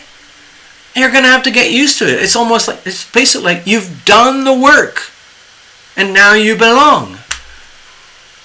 And, some people get trapped like, oh, I always have to keep going. There's always more levels of ascendance. And of course there are, but you've reached a certain point where it's time for you to be acknowledged by all the wonders of the great beyond, the heavens, the archangels, your friends, your family, and everybody, even here at Tarot Illumination, that you have kind of crossed a threshold where actually that's your natural state of being now, and it's because you've worked for it. You've invested, you've lived a life where actions speak louder than words. And now you're getting recognized accordingly. Okay? Now, I don't know if this is to do with money, finance, marriage, boyfriends, girlfriends, children. I don't know what that is. I'm just talking about the stuff at the spiritual core. All right? Melanie McCall. Oh my gosh. Okay, so we're going to have a long evening here. Melanie, I didn't see that till just now. Please, no more readings. Melanie, that's it. Thank you very much. I've got to do... give me a second, Indigo. We're still in the middle, but there's something popped up on the screen, bright yellow. And... Melanie McCall. We've worked together before. Okay, so that's it. No more readings. No more readings, people. That's it. That's all I can handle. Okay, cheers, everybody. So, Indigo, I have to tell you, personally, I'm a little, it's just like, wow, I don't think I've ever done a reading like this before. It's such an unusual experience for me to read for you in the way that it's happening for me personally as a tarot reader. But I feel it's my job to be as authentic as I can. So I'm trying to convey it as authentically I can with my own words. Because that's what it's about here. It's words and images. So I hope that makes sense to where we are right now. Now, what's the problem? Wow, that's weird. We had this in a previous reading. The same card in the same position, I believe. So, 7 of Swords. So, in this situation, Indigo, it looks really simple. It's really, really simple. It's like the fear of it's too good to be true. Do you see what I mean? Okay, so can you sense the sort of really powerful but very subtle messages I was trying to convey earlier with the first 2 cards?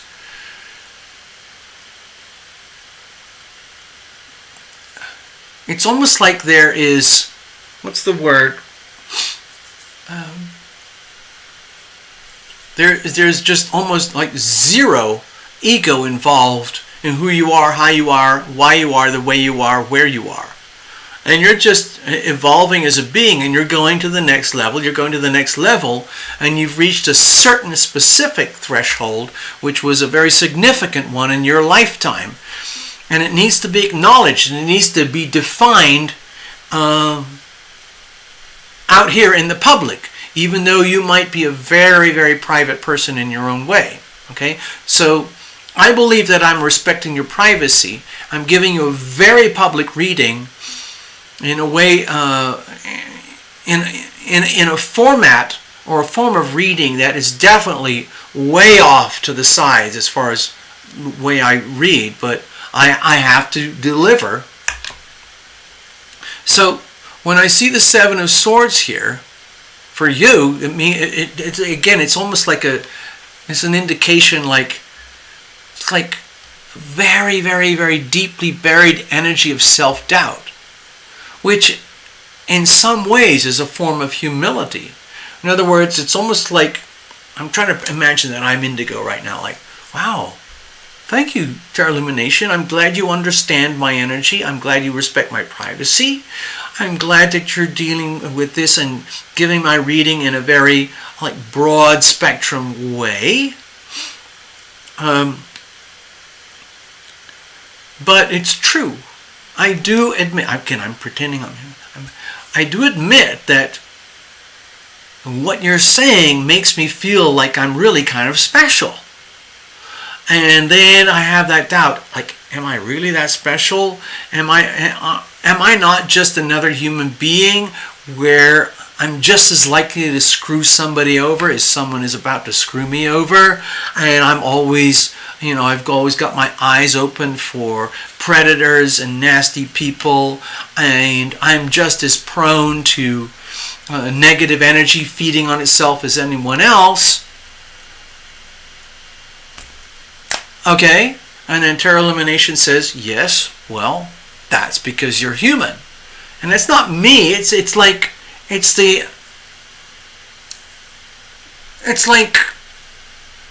the voice of heaven.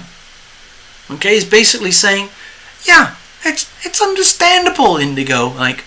It's understandable for you to have doubt. It's understandable for you to have fear that betrayal, deception, and having to be sneaky and conniving and having to manipulate your way through life just to get by.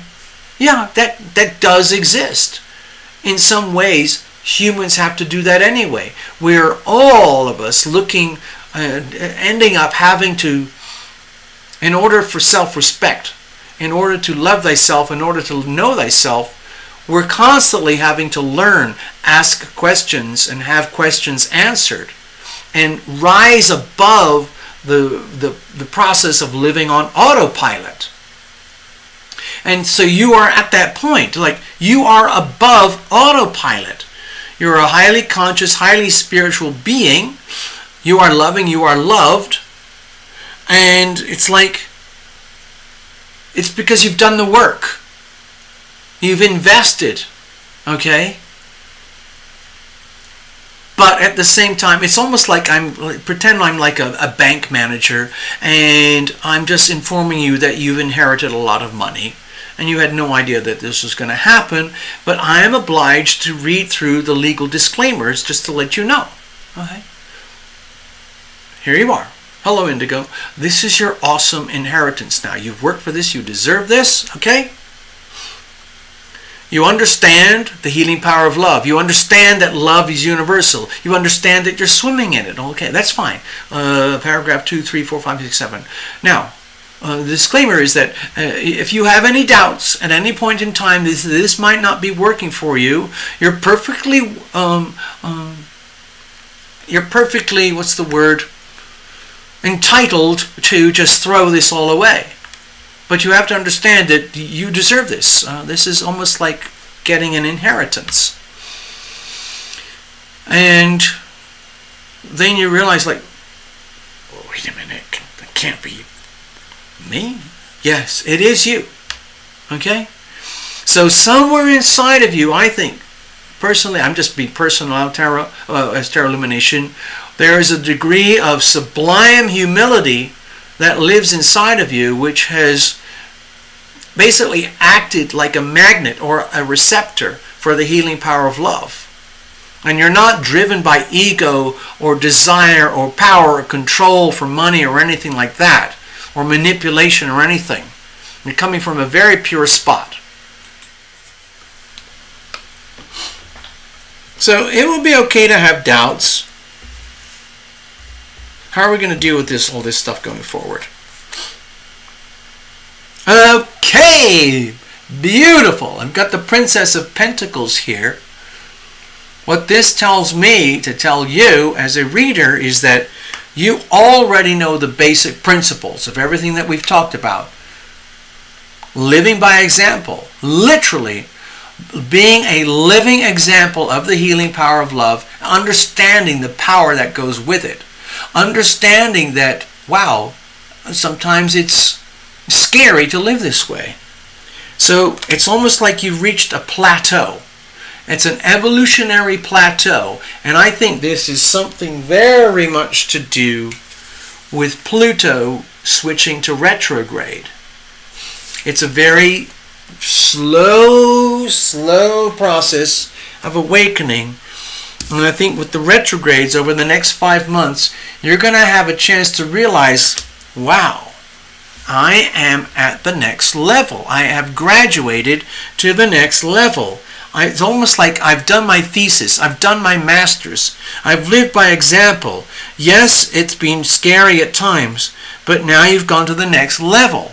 Okay, so when I see the Princess of Pentacles there, it's like the message is like, what do I do now? What do I do now? What do I do now? Well, Indigo, you just keep going. But you're starting from scratch. But you're starting from scratch at a higher level of evolution. And so it's almost like, I was a complete disaster at school and everything. I got into some very high-powered schools, but I had a very troubled youth, so it didn't work out very well. But anyway, so it's like, you graduate, you do I don't know how it works, like a master's and then a thesis and then a PhD. I don't know what the exact order is, but let's just say you've done your master's and now you're going to the next level, which is like a PhD, and you can't go much higher than that. And so you're at that point now in terms of like heart, soul, spirit, being loving type of energy. So it's like starting from scratch again. You've reached the level. You're qualified. You're acknowledged. You're in. You are in. But it starts all over again from where you are. In other words, like a complete reset to zero. So no matter how much work you've done to where you are now, right now, with the Prince of Pentacles, the Knight of Pentacles, we're starting all over again. But we're taking the same principles. Live by example. You do the work every day. You do the work. You do the due diligence, and you plant seeds for the future. And then you go from masters to PhD. Okay. and then we'll probably have another reading just like this again later on. Once you got the PhD thing. Okay, so that's how I'm sensing it here. And he just needed someone like Tarot Illumination to tell you. Because you might not get it from other sources in everyday life. So I'm hoping this helps you. Okay? So that's your reading. In other words, just keep going. You're obviously doing something right. Just keep doing it. If you have doubts, it's understandable. But keep going anyway. Be loving, be loved anyway. There you go. All right, Incognito, you are up next. Then it's Blanca and Jeffrey, and then Melanie. So Melanie, I hope you're patient. If you want to take a nap or you've got stuff to do, fine. So it's going to be a while before we get to you, even to Jeffrey. But in the meantime, we're going to be working with Incognito. Dear Masha, if you're here, it doesn't look like you're here, so I'm just going to put your note on the side for another day, okay? And we'll leave it like that.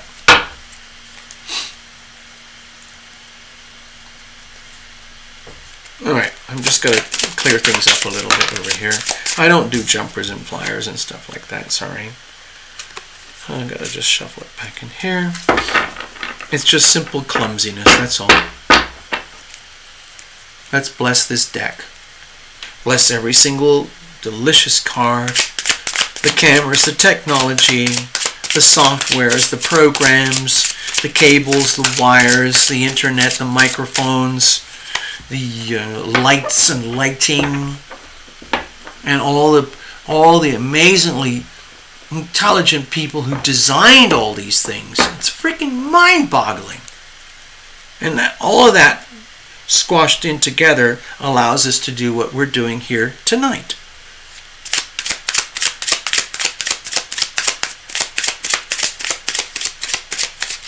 Dear Incognito, sorry it's taken so long for me to get to you because you were here pretty early, if I recall.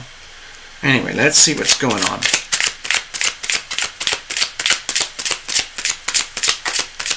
So again, new job. Okay, new job. New job. You don't have to say anything more if you don't want to. But it looks like that's the sort of a subject that we're dealing with. New job. I don't know whether it's new job question mark. Good night, Indigo. Well, like, actually, you've kind of left me at a loose end here. It's like, new job question mark. Should I get a new job? Or I'm in a new job. What is this really going to mean for me? Or is there any chance of a new job? I mean, there's different ways to look at it. So I'm going to keep shuffling, then I'm going to cut. But the way I read that here, it's very ambiguous.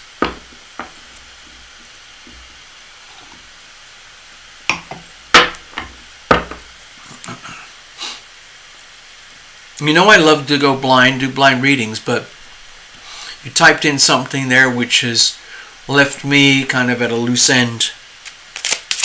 And I'm actually asking for help now.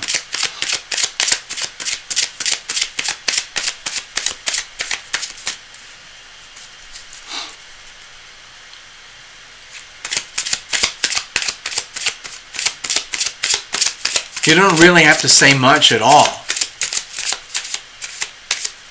In fact, the less you say, the better. I just need one tiny little clue, because otherwise I feel I could be going off on tangents all over the place that are kind of irrelevant. And I don't want to waste your reading. Give me a second.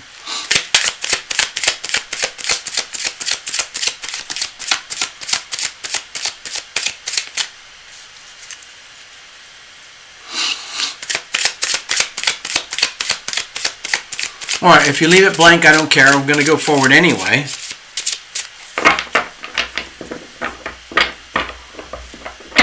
So don't worry, okay? Let's just go for it, okay? Alright, I'm going to cut it up in a very, very extreme way. Very extreme. To me, that registers as purity. All right, here we go. Here's the situation. Here's the challenges. Here's how we're going to handle it. Okay.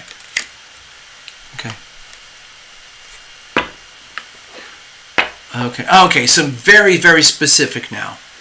Will I get the second in-person interview and job offer?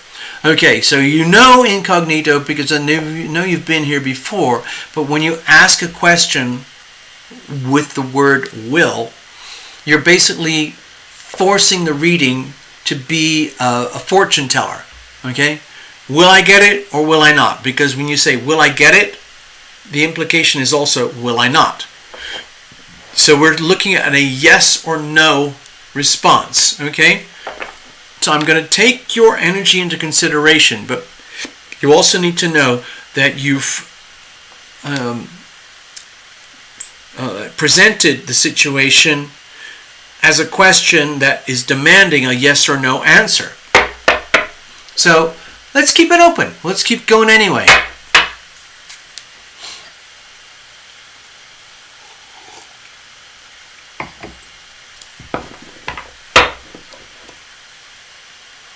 Also, when you say, will I get the second in-person interview, it sounds like you've already had a preliminary interview. Maybe that was by remote, by Zoom, by online, or maybe it was already in person, but now we go to the next level. I've seen this in many times because I've done lots of career readings with people, and there are sometimes many layers of filtering before you get any kind of decision about am I in or am I out? Am I going to get this gig or am I not going to get it? I understand, okay? So let's have a look here. We've got, no way. That's freakish. I don't know why it's freakish, except that we just had the King of Cups here in this position in the last reading. And we also had the Seven of Swords. I think it was the five. No, it was the Seven of Swords repeated twice in two different readings. I don't want to read anything into it, okay? So with the King of Cups here, I sense a lot of benevolence. I'm going to see if I can get a really good close-up of this fellow. Can you see him now? The King of Cups energy is, from my perspective, is very much to do with mastery of the energy of love, especially when it moves through our body as emotions. Emotions. Human beings are triggered. Okay? Human beings, we're triggered in so many ways, and it affects our bodies. Okay, so somebody yells at you, and you kind of go like, huh? Fuck you. Or like, huh? Like, Ugh! Or whatever it is. And so the emotions are the energy fields that trigger motion, movement, activity in the physical body, in your physical being, okay? So with any kind of card or energy field that is not the King of Cups, it would indicate that there is, let's say, what's the word for it? You would not be fully optimized to deal with the emotional currents of your situation. Let's just say there's a lot at stake here. Like if you're looking at a new job situation and there's a lot at stake, perhaps it's things like greater responsibility, more money, more stability, more security. Maybe there's a pension that goes with it. Maybe there's a retirement plan. Maybe there's all sorts of credentials that go with it that would, let's say you get the job, it would show up on your LinkedIn resume as having reached a new level. And that's going to be very appealing to future employers. Okay? if you intend on continuing to be an employee. Because if you're going for a job, by definition, that means you're an employee. Okay, so I needed to make that, that energy kind of clear. Sorry, I'm jumping around because I just got uncomfortable on my seating here. So I'm sorry about the weird lights and stuff, but I'm trying to get by with using the least amount of power on my computer systems here, because what we do here takes huge amounts of computer power to do this. And I found a way to operate on much less computer power, but it does sacrifice the visuals, so you get these weird blinky things now and again. But anyway, so for you, okay, let me go back. To me, this feels like very benevolent. You're in an environment where if you've already had your first interview, somehow or other, one way or another, you made a very good impression. Okay? And you are surrounded by that. It's like, to me, it feels very mutual. I think what they call, I used that earlier, mutual reception. But to me, it indicates that you have been recognized and acknowledged for being potentially qualified or potentially highly qualified for this so-called new job offer. Okay? So when it gets to that point, as you know, in the United States, things can get extremely competitive. For all you know, there's someone else who's going after the same job as you. Maybe there's 10 other people. We don't know that. Maybe you do. I don't know. But the point I'm trying to get here is that you would not have reached the second interview for the job offer unless you were already perceived as someone who's pretty much already perfect for the situation. Someone who's already fully pre-qualified. It's just that in the corporate job, three-dimensional world, they want validation. So they call that, the second interview. Sometimes it goes to third interviews. I've seen that. I know friends who've gone through that. Some of my friends are like in really high-powered, very highly paid positions, and they have to go through months and months and months of like these weird interview things. Like, thank you very much. It was great, incognito. That was a super. Give us some time and we'll get back to you. And so you're left there hanging like, I'm perfect for the job. You know I'm perfect. I know I'm perfect for the job. So give me the frickin' job. But it doesn't work like that. Everything has to go through a committee, corporate approval, human resources, blah, blah, blah.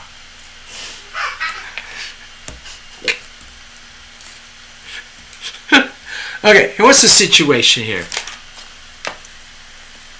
5 of Cups. Okay, so to me this is an indication that you already know what it's like to be screwed over, walked over, ignored, trampled, unrecognized in previous situations where you were already highly qualified. And that's a very, very, very painful wound, okay? It's almost like you could have Chiron in the 10th house or something. You know, something like that, really, really painful. And that's like a very raw nerve for you right now. So there's the 5 of Cups. So the situation would be like, oh my God. Let's say I do the second interview and I don't know if it goes well or I don't know. And they're not letting me know. I'm just doing the best I can. But there's this huge gaping wound of pain and trauma and suffering that is already existing because of your work history or your career in the workplace, your history in the workplace, your time in the workplace, where like you've given everything that you have and more and more and more, and then you still get screwed over. It's extremely painful, like especially when it comes to things like office politics, like let's just say things get like really weird and competitive, and there's someone outside there who's going for the same job, or they're in the they're in the waiting room with you, like these horrible scenarios, and you sort of vaguely recognize this person, and you know that this person is manipulative, sycophant, will screw their way, sexualize their way to the top, anything to go to the next level and use nefarious means. And you already know that in certain situations, this modus operandi, the way of doing things, works very, very effectively in certain situations. It's like the casting couch. You sleep your way to the top. Okay? It happens. Okay? It's real. The casting couch is real. But that's not for you. Okay? We're talking about real merit. Real, true mastery. So, it's like a big question mark. You might feel terrified that you might not be recognized or acknowledged or appreciated for the credentials that you really truly have that are very appropriate for this new job situation. And because of previous experiences, you're like deeply aware that you could get screwed over just as easily as before. And in which case things would be very, very painful. Especially if someone else got it and they don't deserve it, but they got it because they screwed you over, It happens. So this fear, this deep fear, is very legitimate.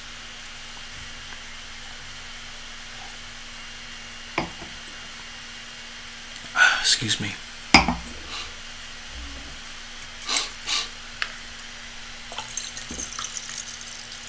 Actually, I'm just going to pour the whole thing. There we go. That's every drop. Cheers, incognito. What's the problem here?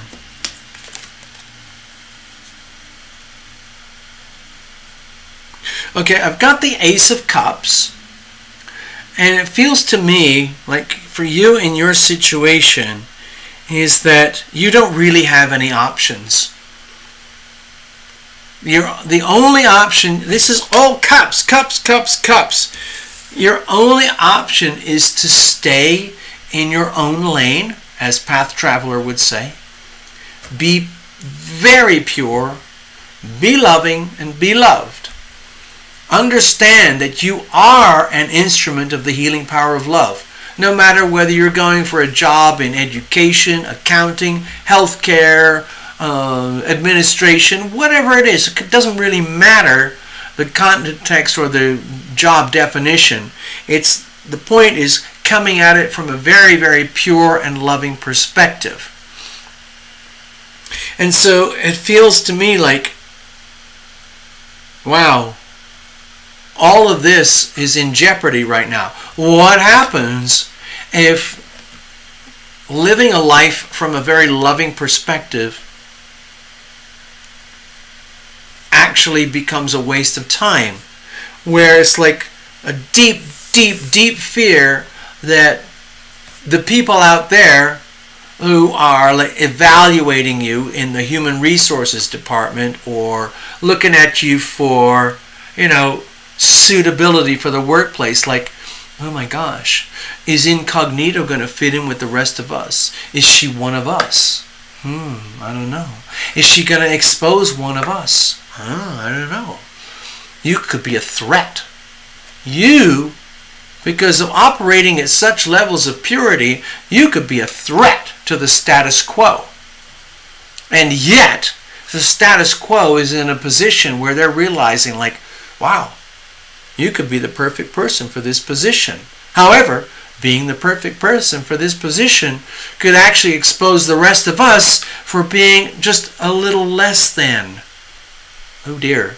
And so that becomes a problem for you, because to me it looks like you're operating from very pure perspectives, and you only want what's best for the world, for you and for the employers.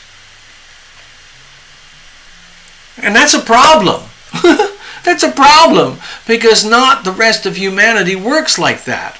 A lot of humanity operates in these very heavily compromised, mediocre, shady, nefarious, corrupt, abusive, malicious, exploitive mannerisms.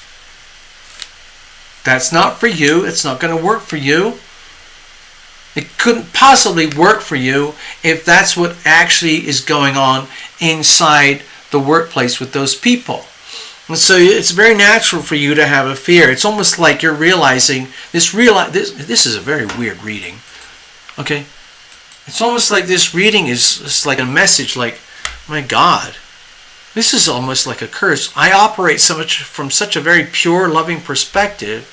Like, if that work environment doesn't also operate from a pure, very pure, loving perspective, at least at sort of similar levels where I am, it's probably not going to work. And that's a problem. And so it's almost like, God, I hope these are really good people. I hope they actually resonate at my kind of frequencies where they recognize me as one of them, and I recognize them as, like, I'm like you, you're like me. But that's actually statistically pretty rare. So you have every reason to be concerned. Okay? How are we going to deal with this? Okay, so we got the Nine of Pentacles here. This is a deep shift in energy. My feeling is that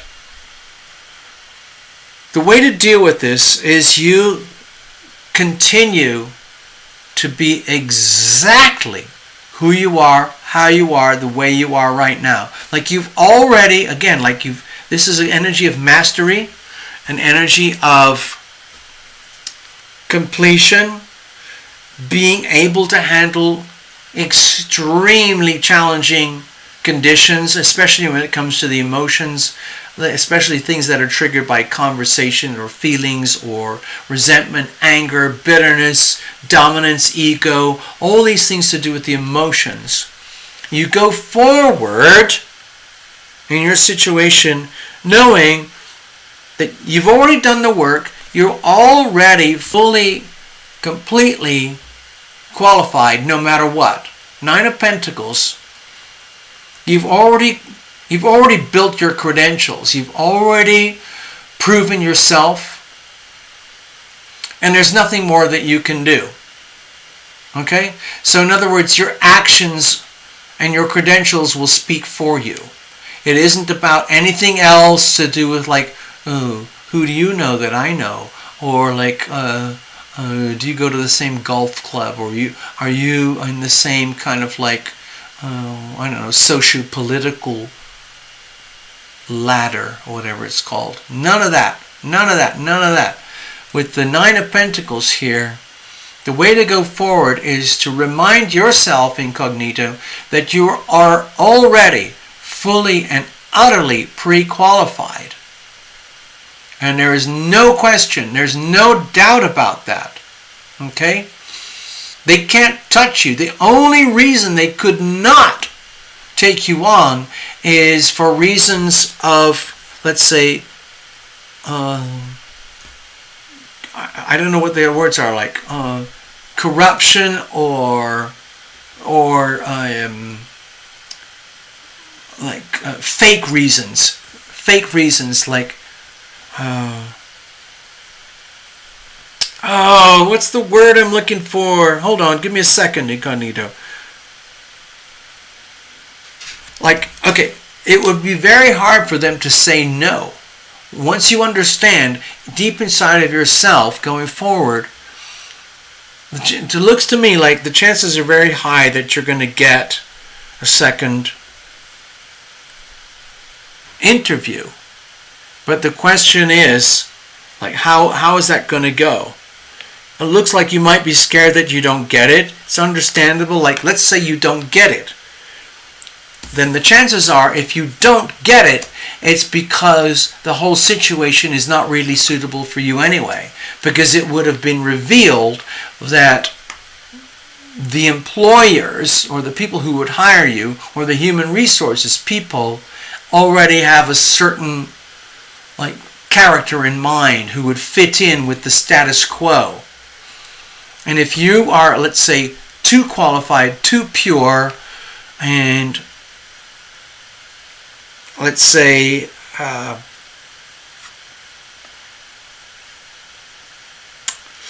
to the point where it would show up other people, including the people above you, then that could make it very easy for them to not offer you the second interview. Okay? So, let's play it both sides. If you get the second interview, it's because you deserve it. It's because your credentials are speaking for you, and it's pure facts, raw data, three-dimensional proof. Okay? It's like you don't have to answer to anybody else. You're living by example. You're walking the talk. In other words, your credentials speak for you. Your work history speaks for you. That's all you have to know going forward. So in other words, if you don't get the interview, I'm just trying to prepare you, okay, incognito. If you don't get the second interview, it's because you're overqualified and you could show them up. If you do get the second interview, it's because you're overqualified and they recognize that and they're thinking like, wow, this could be really good. Wow, this is great. We scored. Okay? So, do you see how I have avoided answering your situation in a yes or no? I know it sounds like I'm cheating. I'm trying to get out of it. But you ask in a way that demands a yes or no answer. The only thing I can say here is that your credentials will speak for you, and that's all you have to know. And if they can't handle that, that's their problem. It might feel like a loss to you, but that's their problem. Okay? And then you just keep going in life. All right? If they do understand it, and they do recognize that your credentials speak for you, and you are irrefutable, and you cannot be compromised, that could be very valuable to them. And they might recognize that and say, wow, you know what? We need to give her the second interview. Wow, this could be really good for us. Okay? So incognito, I'm sorry if I didn't give you an absolute yes or no. I'm just trying to give you an overview of the whole scenario. All right? Thank you very much. That's your reading. Blanca, you're up.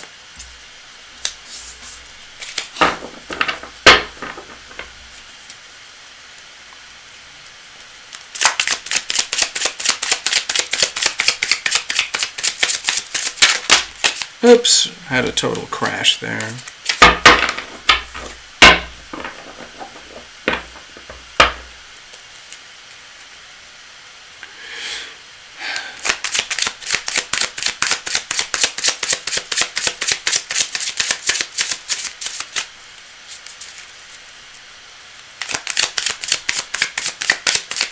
Alright, Blanca, if you're here, please type it in, let us know. I know there's a very long delay on the live stream. I see your notes there, incognito. I hope you understand. Okay, thank you.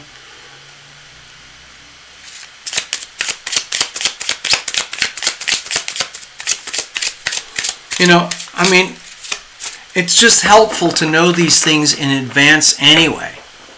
So let's say you do, okay, let's say incognito. Let's just say you do get a call for a second interview.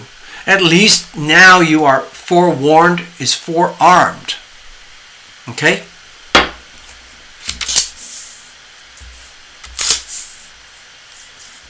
If you don't get the interview, then it's like it's not the thing for you anyway, so don't worry about it.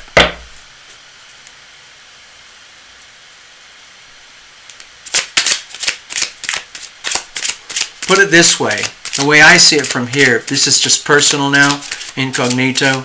If they don't give you the second interview, they're stupid. Blanca S. Let's go blind. Yeah! Thank you, Blanca!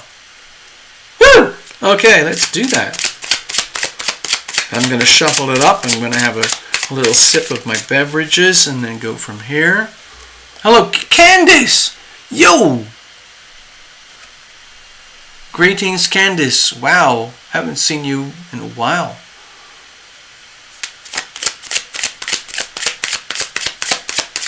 Thank you.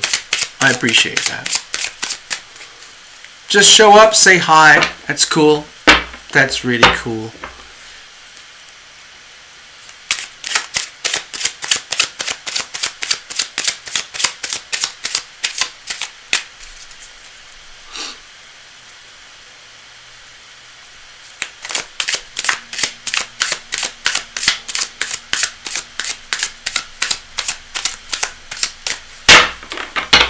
All right, Blanca, let's have a look. Cheers, by the way.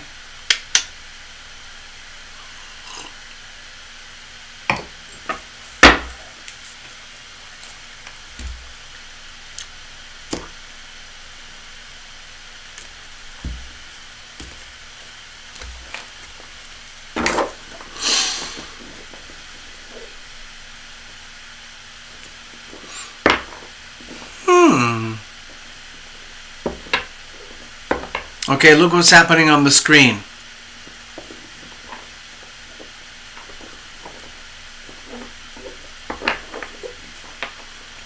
You know, people, everyone who comes here, half of you are readers already. Half of you are already psychic mediums, HSP, high sensory perception, readers giving readers to other readers, and so on. So look at what Candice Martin just typed in for incognito. Okay? I'm just saying, okay?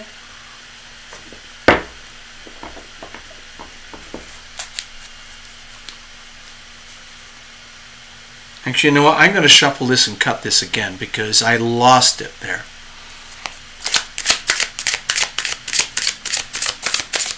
Just a reminder for folks who are watching, I can't do any more reading. It's just going to be Blanca, then Jeffrey, and then Melanie. That's all I can handle tonight. I love doing this, as you know, but I can only handle about 4 or 5 readings at a time. Also, by the way, in case anyone's interested out there, I do full-on, full-blown personal private readings. You can go to tarotlumination.com and book it directly from there. Okay? Salut. Salut.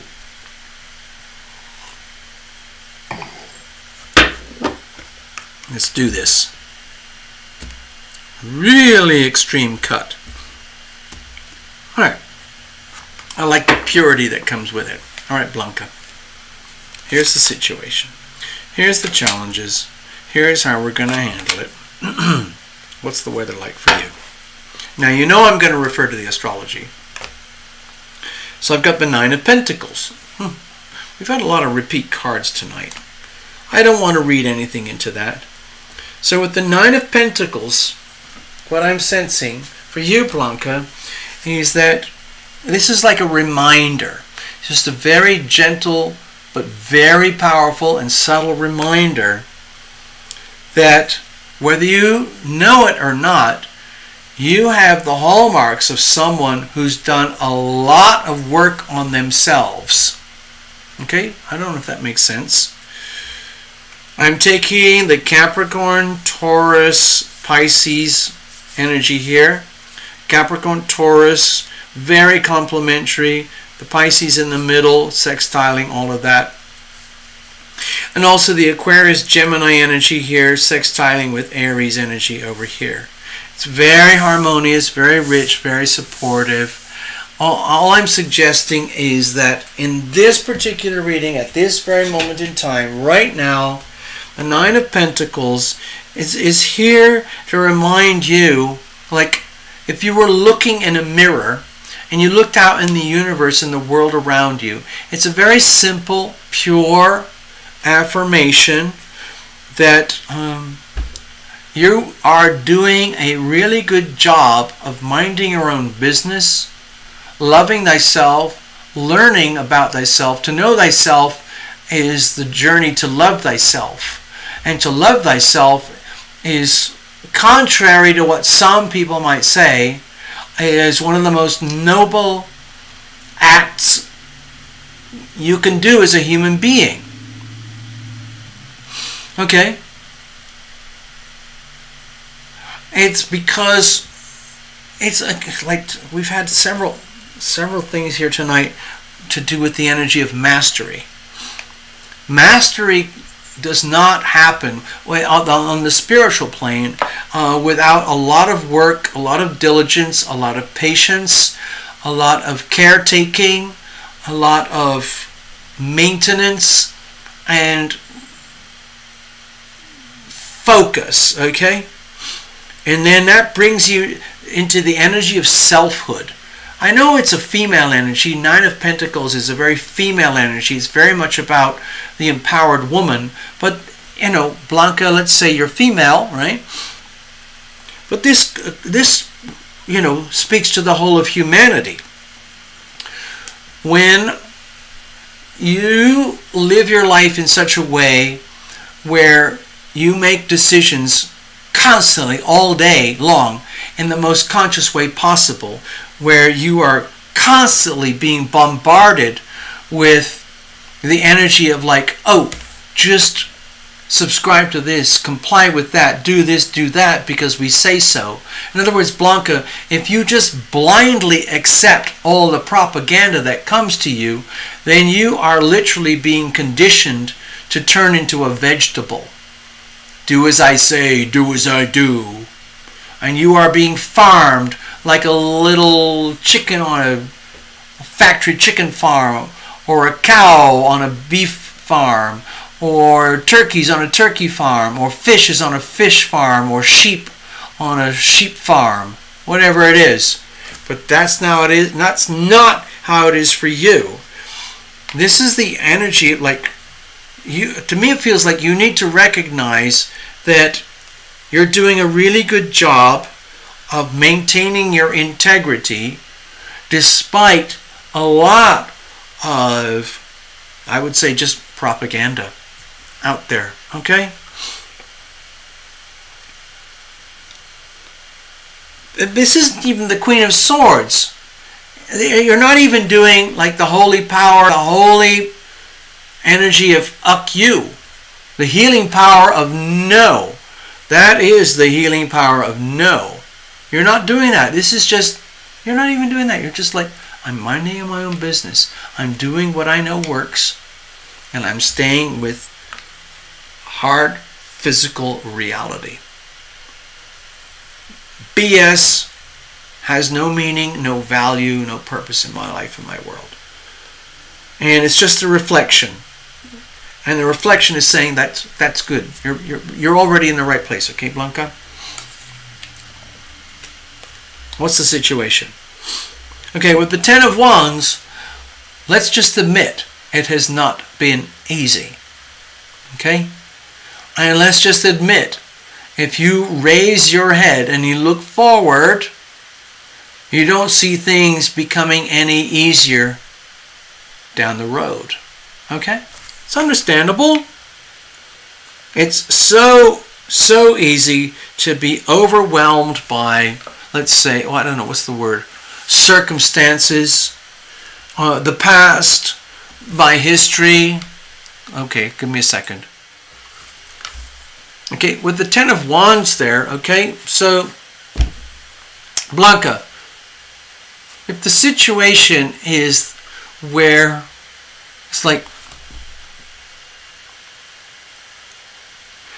you already understand what we're talking about. You understand that you're already living by example. You're already walking the talk.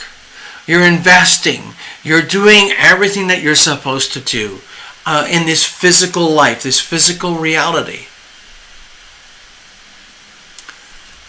You keep going forward anyway. Every day you wake up and you realize you're looking forward to another day of slog. I'm just going to have to slog through another day. Okay, so it's not the end of the world. With the Ten of Wands there, to me it feels like it's an admission that at least you know where you stand. You've got all the drive, all the ambition, all the power. You've got all the energy of heaven behind you. You've got your invisible friends. You've got your natural, let's say, best intentions to go forward. But looking forward, the situation is like you're realizing, like, oh my God, it's almost like a SHIT storm out there right now. And I don't have any other options except to keep going. And sometimes this is what happens in life. You get to a position where you realize, my only option is to keep going. No matter how hard it has become already, no matter how hard things are right now, you still have no other option except to keep going. Okay. I'm going to just do this clicky thing on the... Hold on, give me a second. Okay, because you just shared something with me on my channel, and I have a lot of extreme filters on my channel, so I don't have so much of a chance of being shut down. And it says here, from Blanca S. Yep, it's not easy.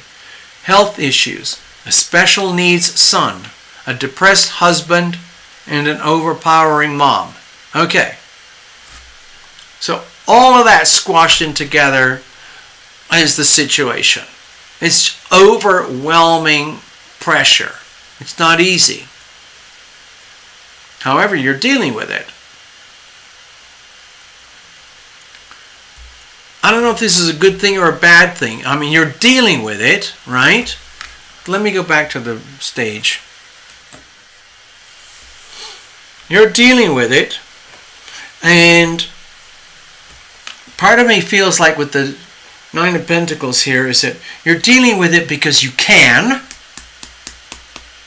because you have a lot more strength and resources and talents and gifts than you perhaps are aware of. On the other hand, it's also very taxing when we look at the Ten of Wands here, because it's almost like 10 steps forward, 9 steps back. So it's a very heavy load to carry, what you just described there. Okay?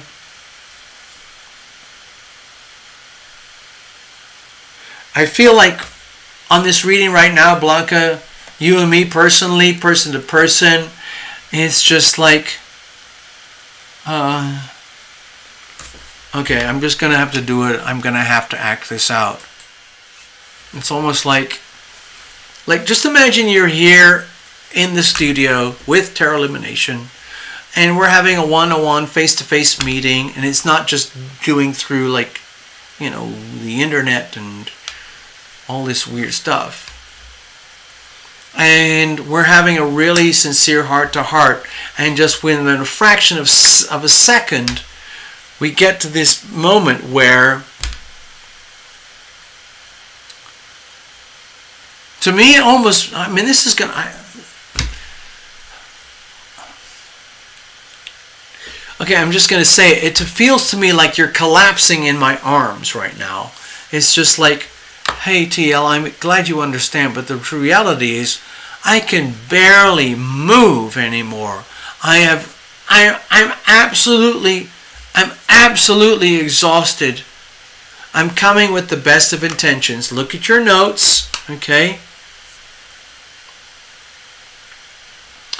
But it's like you need to offload. You have to offload. Luckily tonight here, right now, it's like a psycho-spiritual type of offloading. At least by venting and typing what you just did, just those little bits of type, just having a live mini reading by remote.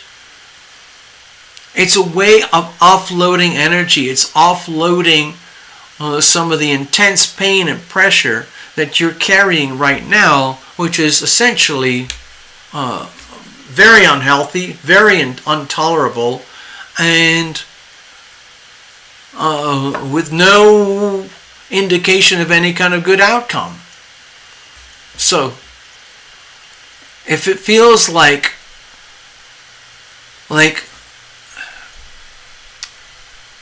okay, I know a lot about pain, okay?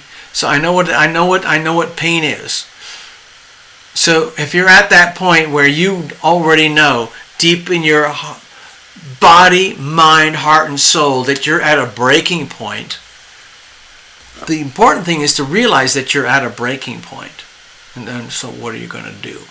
Okay, I haven't got that far in the reading yet. Let's have a look. So let's have a look at the challenges here.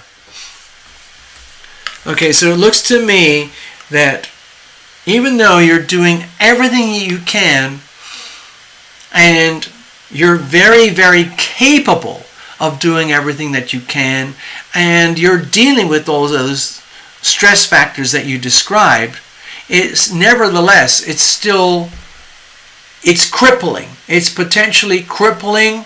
It's potentially draining. It drains you of your life. And at the same time, there's this compulsion, this knowing that you have to go forward anyway. So what's the challenges here? Let's have a look. Okay, it feels to me with the Wheel of Fortune here that, to be honest, you're at a breaking point. You are very, very, very close to a breaking point where it's just like, I give up. I literally give up. What happens if I give up? What happens if I basically admit to myself and the world, all these people, okay? What happens if I say, you know what? I can't carry you anymore, okay? I'll do what I can. I will literally, truly do anything and everything I can because I have that capability. But there's only so much that I can do. So it's like a very, very, almost like a very painful reality check message that you know you're going to have to deal with. Health issues for you, special needs son, depressed husband, overpowering mother. So, you have made a very, very clear and defined, highly well-defined, precise description of all the pain and the pressure that you're carrying here. And with the Wheel of Fortune, it looks to me like there's this deep fear that if you collapse, in other words, if you just continue going forward and you reach a breaking point where you collapse, you end up in a place of chaos and mayhem where all those people around you that you just described, they all implode on themselves and each other, and you get kind of buried in the whole thing.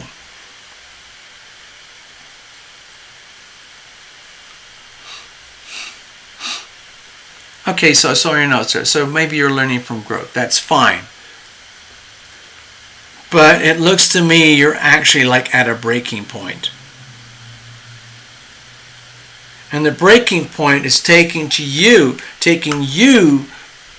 for your own breaking point, not for the breaking point of the other people that I just described, but the breaking point for you where it's like, what the hell happens to me if I'm honest and I admit that I can't take this anymore?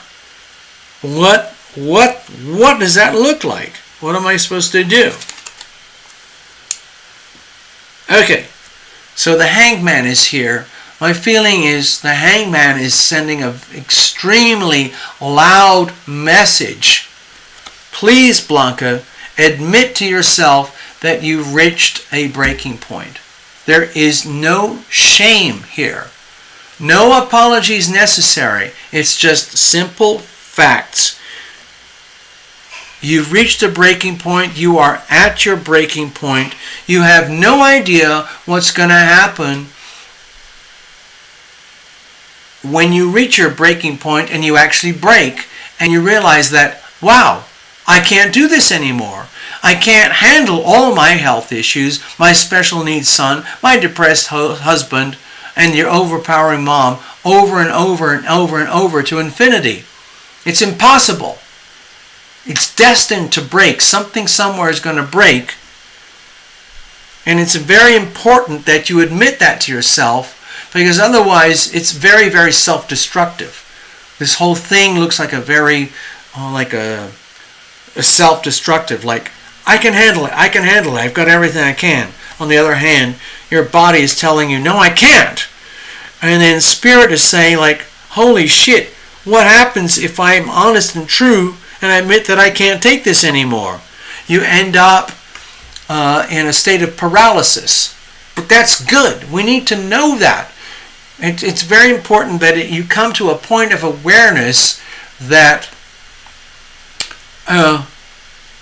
it's a point of admission, like, oh my God, I don't really have an idea or a vision or a plan or a strategy for outcome as if I could carry all this and fix it all, because you don't. You already reached the point where you're past the point of no return, and then you have to accept that, and that is a very scary feeling. Like, so for yourself, take this all back to Blanca. It's just like, oh my God, I have to admit to myself that I really can't do this anymore. I literally can't do this anymore. And that's a little bit shocking for you, a little bit disturbing, because then it implies like, oh my God, maybe I'm not loving, maybe I'm not as capable, maybe I don't have what it takes to be this incredibly loving, self-sacrificing person who carries all these loads of other people.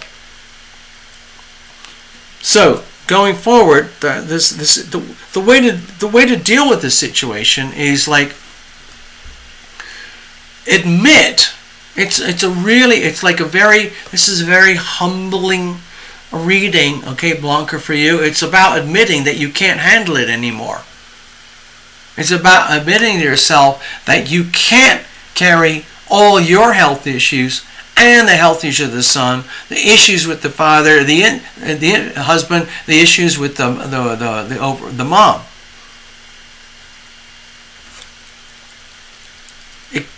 It's an impossibility.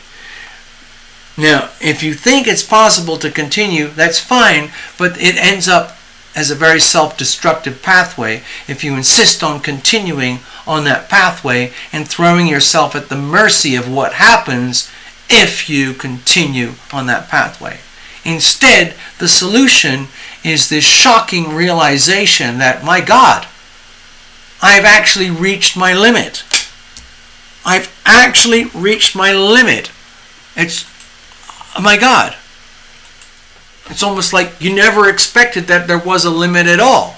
It's almost like you've always operated from the assumption and the beliefs that you could handle all of this and more and more and more. But you can't. You've reached a plateau. And the awareness of reaching that plateau is shocking. It's almost like it puts you into a state of paralysis. It's like, what?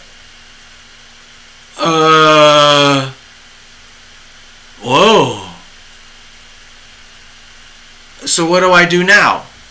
Well, I don't have that here on this reading. That means we'd have to go for a whole other reading to do this.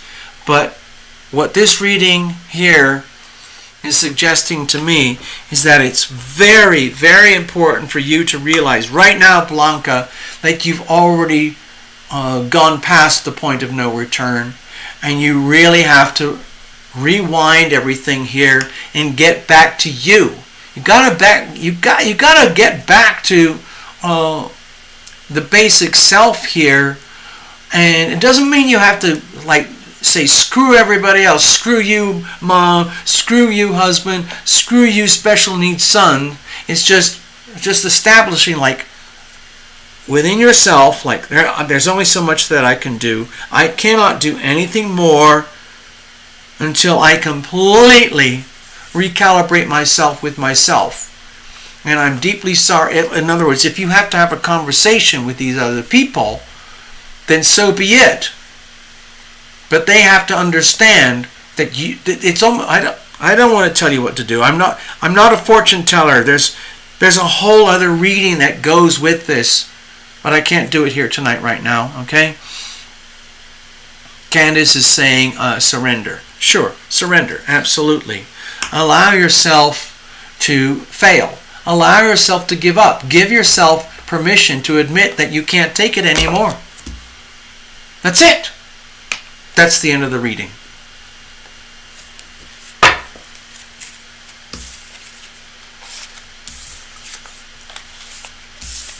It's a very strange reading to leave that with such an open-ended ending. But that's how it is. Jeffrey, you're up.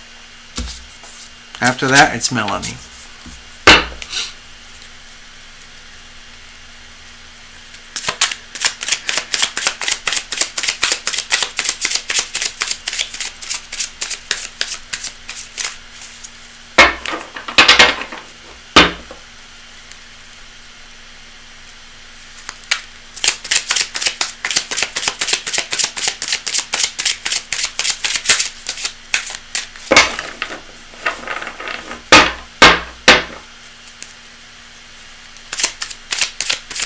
Hi, Jeffrey.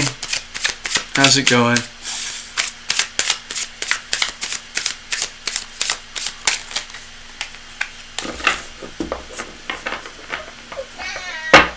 Hi, Bubba. Oh, it's your dinner time. Hold on. Bubba's here, folks. Hello. Hi, Bubba. Do you want to say hi to everybody? No? I just want to hang out. Oh.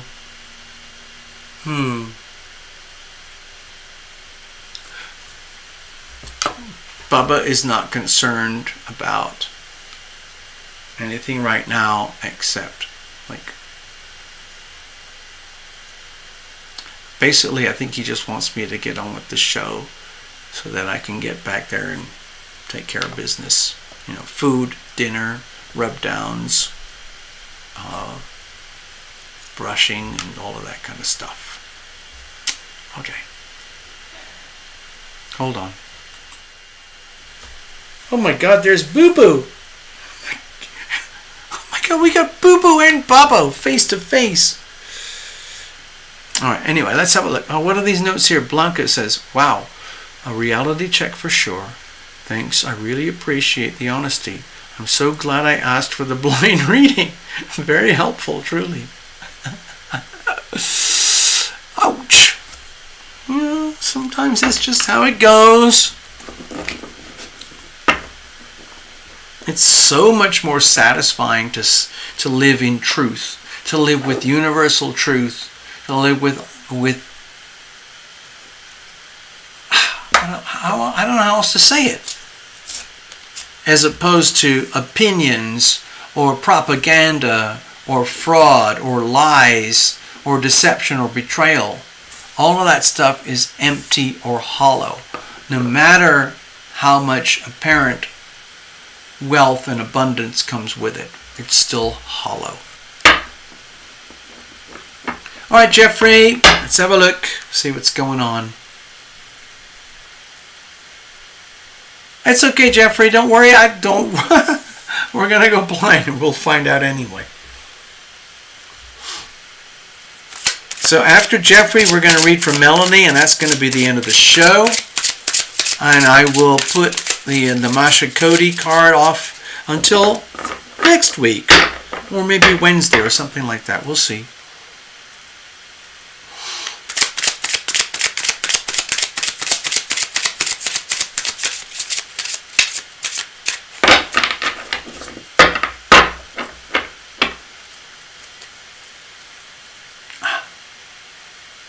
I know.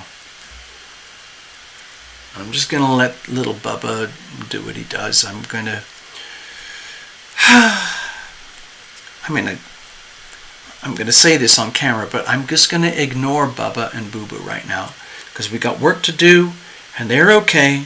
They know very well that I'm going to take care of them in a while, and they're going to be just fine. Good night, Blanca. Take care. Thank you very much for your kindness and generosity. Okay, now I just want to check something here. All right.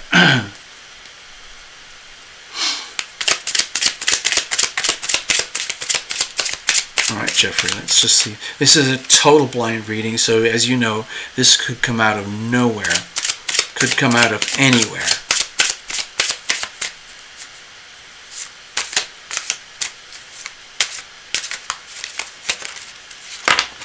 Oops. I'm going to keep going. Give me a second, Jeffrey. Thank you.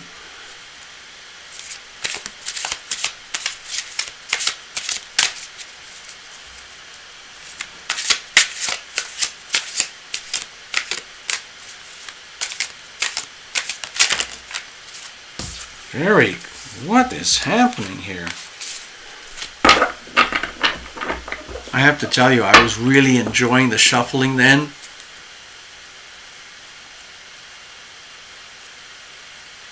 Hello, Gregory. I didn't know you were here. Hi. I can't take any more readings tonight, by the way. Let's have a look. Beautiful. Okay, we're nicely shuffled. Let's go to there.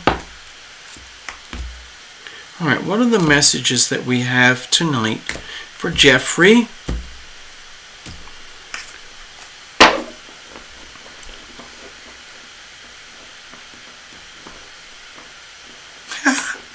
Jeffrey, you've got your own invisible friends, just like Tarot Illumination has my own invisible friends. And it's a bit of a, what I'm sensing here is a bit of a, like a thing like that. One of those things, you know.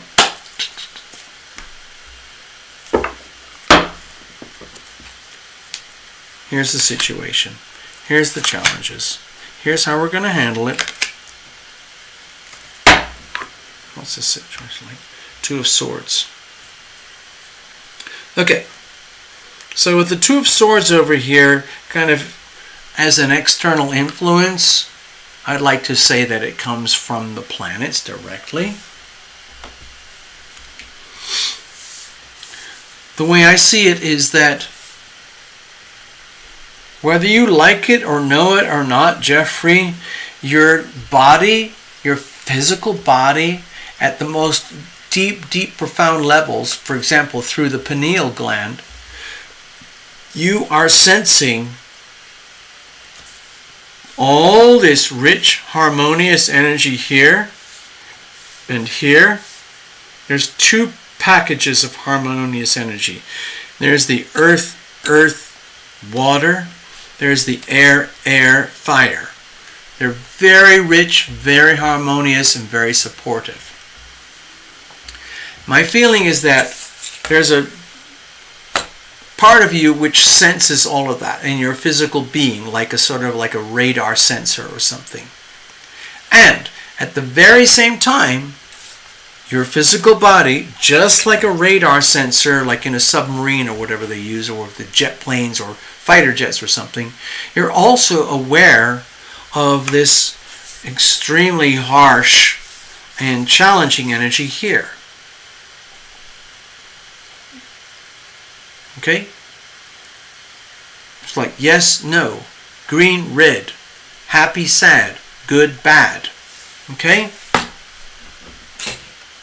See what I'm talking about with the Two of Swords?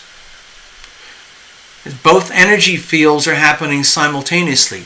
The really good, supportive, nutritious, harmonious stuff radiating from the planets in forms of sacred geometry that we feel here in this life as harmony. Over here. And then the other side over here is all the red stuff, which we feel as disharmony, challenging, conflict. It's happening simultaneously.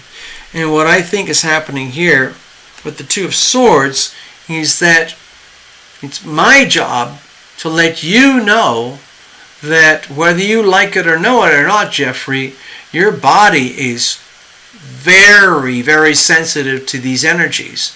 You could call it intuition, awareness, wisdom, knowledge, intelligence, whatever you want to call it. You are aware of it, and you need to be made aware of it. You need to be made aware that you are aware of these things. Like someone had to tell you. It's not good, it's not bad, it's just awareness. And so, when you have the awareness of what's going on out there, for the best and for the worst, what are you going to do with that? What kind of decisions are you going to make? The Two of Swords is very, very much, in my feeling here, about making decisions based on really deep, profound, intuitive messages.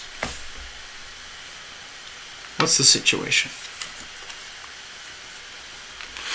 So, with the moon energy here, it makes me feel as though, this is I'm really stretching the tarot right now, the tarot readings, but to me this feels very much like it would be very scientific, measurable energy, and you, Jeffrey, would know exactly what I'm talking about here. But how that translates into your day-to-day life, it's much more to do with the physical body that you would interpret in terms of things like feelings, like happy or sad, or feeling confident, or feeling, let's say, insignificant, or feeling really mediocre, or scared, or intimidated. And so to me it feels like these are very contradictory energies. So this would be like your full emotional body, and this would be more to do with spirit. Okay, hold on, let me see if I can do this better. Okay, so what I'm sensing here with the situational card about the weather is that you know exactly what I'm talking about. You are very aware of what's out there in terms of information, data, as they say in New Zealand, and how to get that, where it's coming from, and how to translate that into functional, working day-to-day life, so to speak. And that's fine up here, but when you factor in everything, okay, body, your whole body, your mind, your heart, and your soul, you put it all in together. When we look at the moon card here, it's almost like it's just I'm acting now. Pretend I'm Jeffrey. This is like, wow, I'm Jeffrey Longoria, and I'm like, okay, I've got this and this and this going on. I got that and that going on. This is good. This is good. This is good. I've realized that I'm actually really good at assessing reality based on facts, information, truth, blah, blah, blah. But the way it feels here is kind of scary, because it's like self versus self. And for whatever reason, it might be to do with the past, or past life conditioning, or something, where a lot of bad things happened in this lifetime, or a lot of bad things happened in a previous lifetime, where you might be very scared about trusting yourself and the purity of what you're sensing here, like in the pineal gland, relative to how it feels in your body. So in other words, you might have trusted yourself in the past, but then you got screwed over. You might have trusted someone else in the past, but then you got screwed over. And it turns into a lot of pain. A lot of pain. But what about now? So about now, it's about a recognition that you are being, to me it feels like you're being endorsed by the planets, by the universe in heaven, that you're fine. You're just fine. Jeffrey Longoria, you're just fine. You've got you've got what it takes to make healthy, functional decisions in this lifetime. But when I look over there at the moon, it's just like, okay, well that's great. Thanks to our Lumination for telling me. But there's a part of me which is absolutely terrified of the consequences. What does this mean? Like if I make just one decision to do that, and it's the wrong decision, it could end up really bad. What if I decide to do this?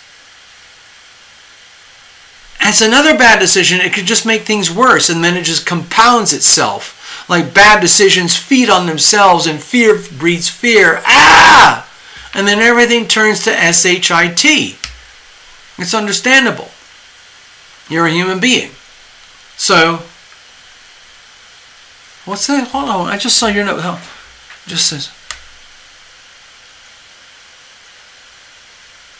no wonder I knocked out while I was working today. I couldn't stay awake. Oh, wait, okay. It says, I had a dream last night that someone kept knocking, and I would open the door, but no one was there, and they kept knocking. They kept trying hard to open the door, and I had to slam the door. I felt so much, okay? Energy. I felt so much energy I had to wake up. Okay, so with the moon card there, to me it feels very much to do with like animal, primeval, primitive fear. And that would be to do with anything, any part of you that has not evolved or got to the point where you understand or you know what that fear is, and you already know that fear is false evidence appearing real, and so it's not fear anymore. But in your world, it actually registers as fear, okay? So it's kind of like an awakening. Now for the last few days, the moon was in Capricorn, and it whizzed over Pluto in Capricorn. So it was a very, very deep, very intense episode. Like 48 hours or something. So if you look at the moon, and then you look at the moon card, to me that often equates with like primeval fear, like there's demons out there, there's this like there's stuff way out in the great beyond. I don't know what it is, but it's very, very scary. It's very, very dangerous, and I don't know what else to do. I wish I didn't have to be on this path, but I have to keep going anyway, so I'm just going to keep going, and it's really, really scary. So that would make a lot of sense to me. But either way, you end up realizing, deep down, you have the capability, you have the ability to make decisions. Anyway, what's the problem here?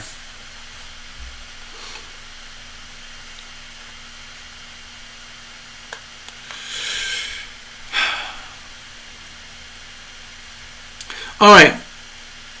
So this is sort of like the energy of the Knight of Swords. Let me see if the card... It's an absolutely beautiful image. I hope the camera picks it up here. I don't know if it will. I know the camera can do better, but it's very hard to get this camera to do what it's supposed to do.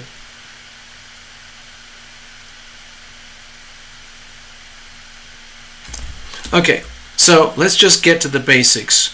The problem here is a deep fear of calling out the truth about your situation. It's almost like getting stuck between a rock and a hard place. It's almost like you know exactly what is going on. You know exactly all of the good things that are happening in your life, in your world right now. And you know exactly everything that's not working. And you know exactly that unless or until I can diminish or diffuse or disempower or solve the things that are not working, it doesn't matter how many great good things I know that are working, it's just not going to work. And so the real problem isn't like knowing what to do and how to do it. It's understanding and knowing that you have to identify the problems. And that's sometimes really painful, especially if it involves other people. If you are starting to discover that some of your biggest challenges lie in calling out the truth between, let's say, between yourself and other people, or yourself and about your there's no pentacles here, but your physical reality, like your life, your world, your business, your relationships, or so on. It's like, you know you have to say what has to be said. You know you have to do what has to be done. And it's all part of the process. But there's also this deep fear like, oh my God, is anybody going to like me? Is anybody going to trust me? Is anyone going to believe me if I do call out the truth, speak what has to be spoken, say what has to be said? And that usually means toward a person or a group of people, or perhaps even to yourself. But I think it's to do with other people.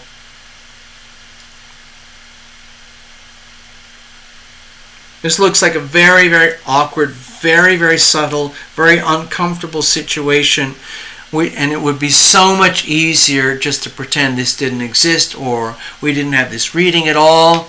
But we're having this reading. And it's just like, oh man, I just wish I didn't have to deal with this. I wish I didn't. It's like, it's very awkward, okay? Very awkward, very uncomfortable. It's like knowing that you have to keep being Jeffrey, speaking the truth, constantly facing into the unknown and dealing with things that are, a lot of people would rather just leave buried and,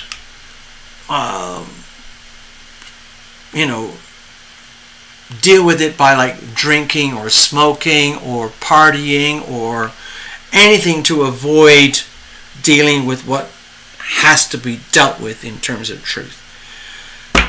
And it feels to me like you're in the position where you have to be the one who calls it out. It's just like, oh my God, like, seriously, did I ask for this? Is this what comes with me being me? Damn it! How are we going to deal with this? Okay, so the Ace of Wands here, to me it's just a reminder. To me this is just like a big kind of like, come on, Jeffrey! It's like, hold on. I'm going to have to do some acting here. Okay? So Jeffrey, pretend I'm one of your invisible friends. I'm like a spirit guide. I'm like an archangel or something. And it's my job to deliver to you the messages that you need to receive from your spirit guides. And I'm doing that. And it's my job to say, just to grab you by the shoulders and kind of go, Jeffrey, wake up. It's okay. You're fine. You're going to be fine. Okay? You are trusted. You are honorable. You have integrity. You have strength. You have courage. You're going to have to do what has to be done. Yeah, you might be scared. It's understandable. Saying what has to be said when it would be so much easier and so much more comfortable to just kind of let things slide. Sure. But with the Ace of Wands, it's like you're actually facing like new chances, new worlds of opportunity. I don't know what it's to do with, like relationships, business. I know you're big into business and advancing and growing and finances and all that kind of stuff. So with the Ace of Wands there, it's just like, Jeffrey, you're okay. You're in the vortex of opportunity right now. It's happening right now, okay? Whether you like it or know it or not. And all you have to do is recognize that and jump into it and trust that the Jeffrey Longoria that you know already is going to be the perfect Jeffrey Longoria for going forward. And if that requires you having to, let's say a few things or put a few things out there that you know are going to be uncomfortable to perhaps other people, you just do it. You just do what you have to do. And it's not your problem. It's their problem. If they can't handle it, that's their problem.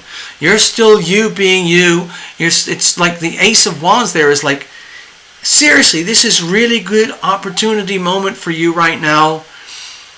It's like, it might not feel that way, but you have to see it that way. You have to jump into it that way and understand that sometimes when you're jumping into opportunity, it's like jumping into the unknown. And yeah, it's a little bit scary, and it means having to either like tame your emotions or tame the fear or tame the questions of doubt surrounding anything and everything to go forward, because literally anything and everything going forward always has a degree of doubt going with it, unless you are some kind of seer and you know absolutely for certain what the future is going to be like. But in this situation with the Ace of Wands, it's a very loud message. It's like, Jeffrey, go forward anyway. You know, if you have to say something awkward, say it. Say what has to be said. Live in the truth. Live absolutely in your integrity. And keep going anyway. And if others, or someone or something else or other people can't handle it, that's their problem. And then let that turn into whatever it turns into later on or down the road or something. But for now, it's really important with the Ace of Wands that you stay super highly focused on kind of like what works for you in terms of what's an opportunity for you. Because if it's an opportunity for you, the chances are that it will have a ripple effect on other people in a good way. Okay? I hope that makes sense. Literally, truly, Jeffrey, I hope that makes sense to you. All right, Melanie, you're up. I hope you're still awake.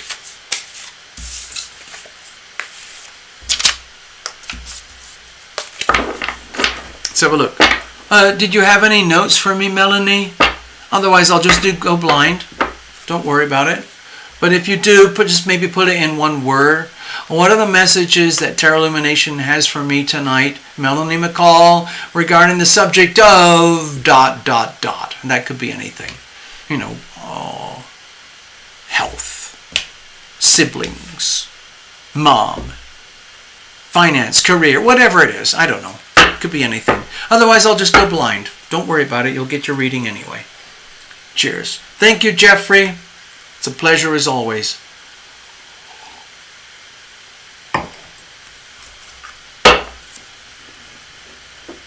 Ohio. Hey, Jeffrey. I lived in Cincinnati for 10 years. Well, 9 years. I lived in Cincinnati for 9 years. And then I traveled a lot before that. I lived in Europe and England and places. And for a while, I lived in Akron, Ohio for a few years, a couple of years, when I was a little kid. I don't know how people feel about it now, but I loved it there. I felt like I had a magical life, even though deep down I knew there were a lot of problems in our family. I personally felt magic.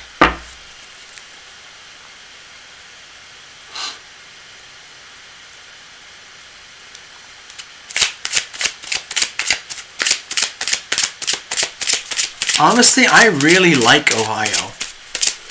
It's 4 seasons. They have hot summers. They have luscious springtime. Wait a minute, summer, autumn. They have beautiful autumn. They have sometimes really brutal cold winters, and then a luscious springtime, and then a hot steamy summer. 4 seasons. Ohio left a very big impression on me. And it's strange how I ended up back in Ohio many years ago to live as an adult, going around in circles.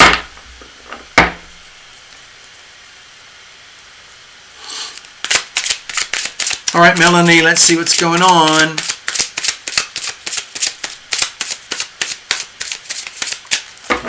We're shuffling up here.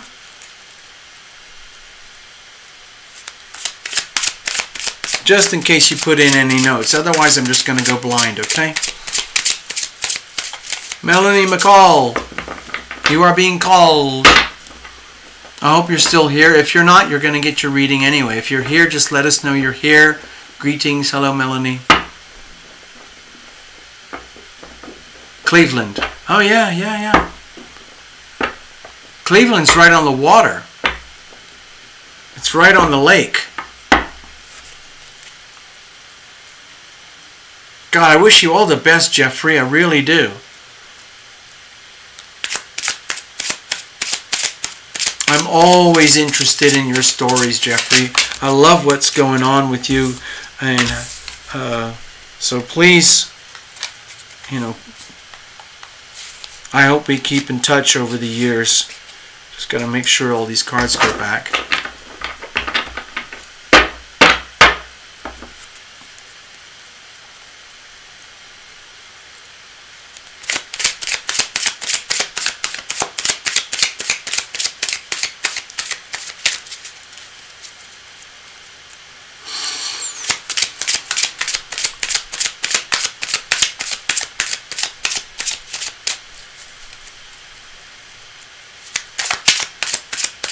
All right, Melanie. I'm just checking the screen now to see if you're around there.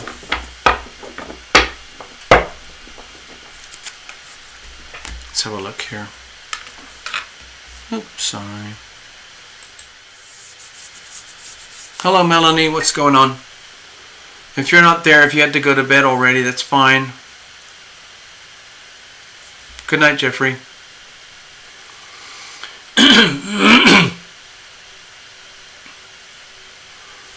So it's been, what is it, 30 seconds or a minute or so. I don't see any notes, Melanie.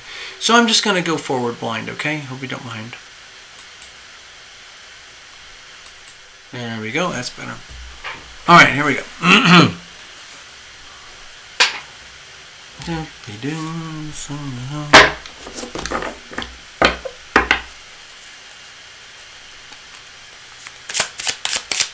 All right, what kind of messages do we have from Melanie tonight? Let's get all the invisible friends locked in. Inya, hello Inya. Hello Norway. Wow. Good morning, Norway.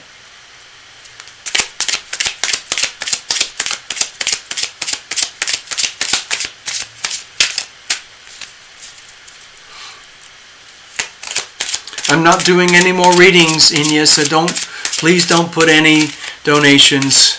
I can't do any more tonight. I hope you're well. Hello, Mona. Hello, Oystein.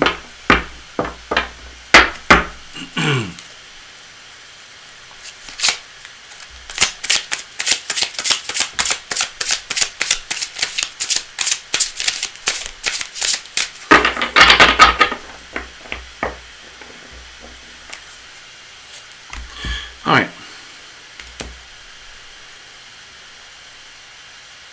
Here we go. huge extreme cut there. Here's the situation. Here's the challenges. Here's how we're going to handle it. Let's have a look at circumstantial energy for you. As you know, I'm going to refer to the astrology, but before we do that, let's just look anyway. So we've got the Princess of Pentacles. So, to me, Melanie, it feels like it's like you're kind of in this very soft, subtle, very blessed space where like the physical reality of life, hint, hint, all this Taurus, Capricorn energy, which is very harmonious with itself, okay, just happens to be harmonious with you and very beneficial for you. So the question is, what are we going to do with that?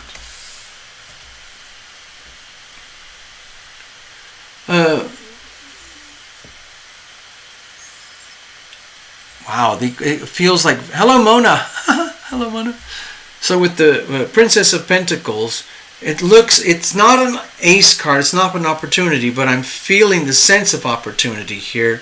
But it's more like a big question, like, Melanie McCall, you are in a really good spot right now, whether you like it or not, or know it, whether you like it or know it or not, to understand that you have all sorts of options available to you in front of you.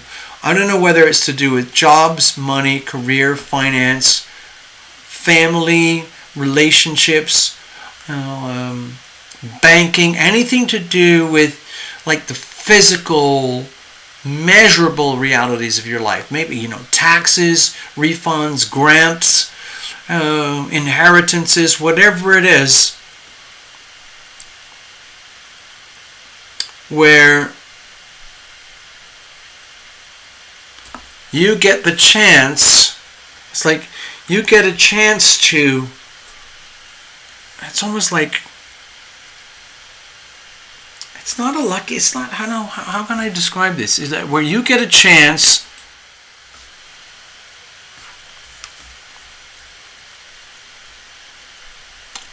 I get it. It's like, okay, again, like earlier in one of the other readings, pretend I am, or just imagine that I am an instrument of the healing power of love, and I'm actually like one of your invisible friends. I'm like an angelic being, and I get to tap you on your shoulder, and I get to say, you know what, Melanie?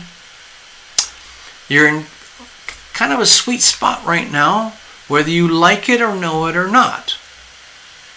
If you're depressed, okay. Or if you're not, or if you're just in kind of a neutral frame of mind, fine. But what this Princess of Pentacles is saying is like, you need. I'm not. That sounds like I'm commanding it. Like, please be aware that you have significant gifts, significant talents, and resources of all sorts. Maybe it's academic. Maybe you're naturally gifted at something, an art or a craft or a skill or science, or it could be anything, whatever it is. And you need to be aware of that and how valuable that is. If it's something to do with schools or academics or trainings or qualifications or finances, it's like understanding, like let's say it's something to do with finances. It's understanding, like, let's say you have one nugget of gold. Are you just going to spend that? Are you going to bury it in the ground? Or are you going to understand the world of finance and money? And are you going to invest that? Are you going to learn how to take whatever single nugget of value, gold, gift, talents, and resources that you have right now? How are you going to nurture that and farm that and grow that so it, what's the expression? From a tiny acorn, a mighty oak tree will grow. I didn't make that one up. Someone else did. In other words, the energy of abundance is on your side so long as you're aware of it. So the question is, what are you going to do with that? What's the situation? Okay, so it looks to me like there's a lot of confusion going on, feeling of entrapment, feeling of being... Part of it is self-entrapment, like, oh my God, I've tied myself in so many knots, but also feeling ensnared by situations, circumstances, or other people where it might make you feel as though you are trapped. Okay? So what are you going to do? How do you untrap yourself? Because you have to untrap yourself. Like your job, your duty, responsibility is to untrap yourself and tap into your true talents and gifts and resources so that you can be you, so that you don't live life in a trap. For example, if it's to do with money, are you entrapped by things like credit card debt, college debt, car payments, credit card payments? And if you've ended up in these situations, I'm trying to make it very simple, because when I talk about money, it makes it very simple. How did you get there? How do you end up in such a situation where, you're a smart person, you're realizing like, I mean well, I want to live my life, I want to make the best of my life, and how do I end up in a situation where you're ensnared, like you're in a maze, you're in a puzzle that you can't solve. So it's so you end up paralyzed, like, well, if I move left or right or up or down or north or south or east or west, there's a very high probability I could get in a lot of trouble. And so you end up stuck. So with the Eight of Swords here, I think the important message is to understand and realize that, oh my God, oh dear, entrapment. Is it self-entrapment, or have you been entrapped? Either way, it's entrapment. What's the problem here with this? Oh gosh, okay, so we got the Tower. So don't be scared, because with the Tower, to me, it's one of the most, if not the most powerful healing card in the deck, because you got to reveal it to heal it. And so when anything and everything collapses around you that is no longer relevant or useful or valuable to your life and your world, that is actually a blessing. You got to reveal it to heal it, and then you can go forward. So, for example, if it's something to do with money, or career, or jobs, or something like that, and it's just about you, not about relationships. I mean, maybe it is, but really this seems very much just, it's all about you. If you're starting to realize that, oh my God, I have unwittingly, with the best of intentions, actually ended up tying myself in a knot, in a trap. And it's such a powerful, subtle, effective trap that you have to wonder, like, how on earth am I going to get out of this without total destruction? For example, let's talk about, like, if it's business or career or jobs or mortgages, car payments, whatever, credit cards. What about bankruptcy? What about filing bankruptcy? If you're looking, I've dealt with this before quite a few times with other clients, so don't worry about it. If you're in a situation, Melanie, where either mentally, spiritually, financially, emotionally, you've reached a point where your only option is to declare bankruptcy, that's okay. Sometimes it's one of the best things to do.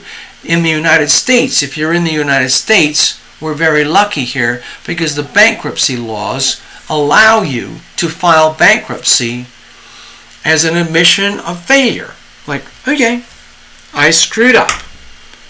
And when you officially file bankruptcy, please just remember, Melanie, I'm not saying you're going to file bankruptcy. I'm not saying that you're bankrupt. I'm just trying to use it as an analogy. If you are in a position where you realize you've reached the point of no return and you're looking around you and you're scared, what do I do, what do I do, where do I go? And you're starting to get these feelings or hauntings or messages about bankruptcy, it could be a blessing in disguise, especially if you're in America, where if you realize, my God, I can't do what I do anymore the way I do it. I'm locked, I'm trapped, it's an impossible situation. My only option is the most terrifying option, which is to declare bankruptcy. Please, Melanie, remember, I'm just trying to make an analogy here. I'm not saying you're bankrupt. I'm not saying file bankruptcy. I'm not a financial consultant, okay? I'm just trying to describe a story here. And for everybody I know who's filed bankruptcy, they've been terrified of filing bankruptcy and they put it off as long as possible. But in the end, filing bankruptcy was actually a very healing experience, a very learning experience. So how do we deal with this going forward? Prince of Wands. Okay, to me it feels like it's kind of simple in the face of extreme adversity, where whether you like it or know it or not, you have reached a catastrophic moment. You're scared that you've reached a catastrophic moment. You're aware that it's very hard to go forward and move on intellectually, spiritually, or in day-to-day life without recognizing that you're in a moment of like catastrophic failure. Then the best thing to do is admit it and move on. It takes tremendous courage to admit, wow, you know what? I'm bankrupt. Emotionally, spiritually, physically, financially, relationship, whatever it is. But bankrupt. That's the word. That's what I'm sensing here is bankruptcy. Because if you understand what it really means on the bigger scale, it can be very, very liberating. The bankruptcy laws in America allow you to fail. And it makes it very clear that whoever was there taking the risk, let's say financial risks upon you, like, I don't know, credit cards, loans, car payments, or whatever, they take on a risk and they can't come after you simply because you failed. Because as much as you are taking on the risk of, I don't know, accepting investors' money or credit or whatever, the creditors are also taking a risk that they could fail by working with you. So that's the beauty of the American bankruptcy laws. It's double-sided. In other words, you don't have to live in a world of, what do they call, loan sharks, all that kind of stuff. You can go forward with honor and integrity and full sense of justice and meaning, even in the face of such adversity. But you have to give yourself permission to do that. You have to give yourself permission and forgive yourself and say, you know what? In some part of my life, I got so far out of track, I failed, and I'm terrified of what that failure really means. I'm terrified like it's the end of the world. But it's not. It's not at all. It's just a chapter. I now grant myself permission to go forward, understanding that failure is a part of human life, but that's not me. I am not identified by failure. I go forward anyway. I give myself right to proceed in life with honor, integrity, and valor and courage. Even though I failed. It's almost like being a really magnanimous, honorable soldier, where soldiers and people who have really succeeded frequently have stories of extreme loss and pain and failure somewhere in the background. But they do not let those stories identify them going forward. They admit failure, they admit losses, they ask for pardon, they ask for forgiveness. They are humbled, they are humiliated, they are sorrowful, they are repentive. And they go forward with dignity and honor because they're human. You forgive yourself and you go forward anyway. So Melanie, I don't know if that made any sense to you. I hope it does in some way, shape, or form. You're going to be okay. Literally, you're going to be okay. The Prince of Wands here is a very strong affirmation that you're going to be okay. But you have to give yourself permission to be okay. It's the ability to admit failure, to admit confusion, loss, maybe complete, utter losses. But you only knew what you knew. You had a degree of innocence. Okay? So the Princess of Pentacles here, it has a very high degree of innocence and a very high degree of good intentions. But you didn't know what was going to happen. And if really bad stuff happened, so be it. You deal with it and you recover and you move on. Sort of like what we were talking about in the story here. Admit the chaos, admit the confusion, admit the losses. Treat it as a healing. Treat it as an evolutionary experience where you can grow and evolve and just become bigger and stronger going forward, okay? So that's your reading, right? Thank you, Melanie. I'm going to just close this up here. Well, that was pretty out there because Melanie isn't even here. Anyway, I just called it out.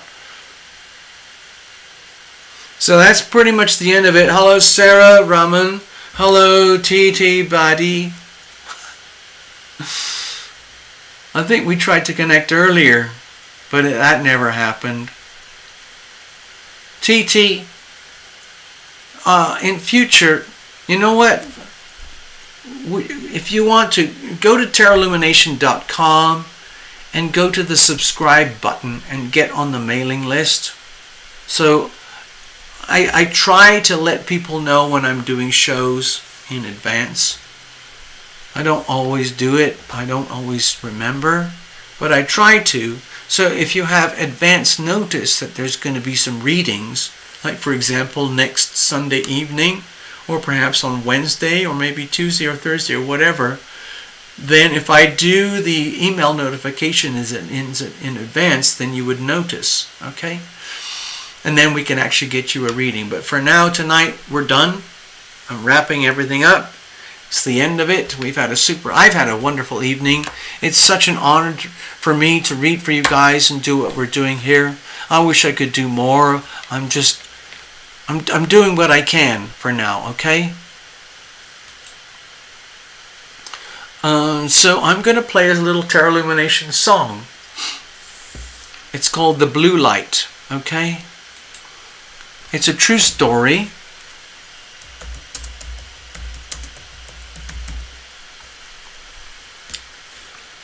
I was very lucky. I was working with a very powerful energy healer, coach, trainer, in a very advanced yoga environment. And during one of our sessions together, it wasn't just me and her, but it was myself and her and a bunch of other students. And I was just there, and I just got completely overwhelmed in multidimensional spiritual ways where I could see the aura of the blue light. Okay? And that's what this song is about. It's called The Blue Light. It's a very, very specific thing. It's about the blue light that comes with, let's say, divine purpose, Okay, I'll just play the song and that will be it. Okay, I'm going to leave it at that, everybody. Hold on. Here we go.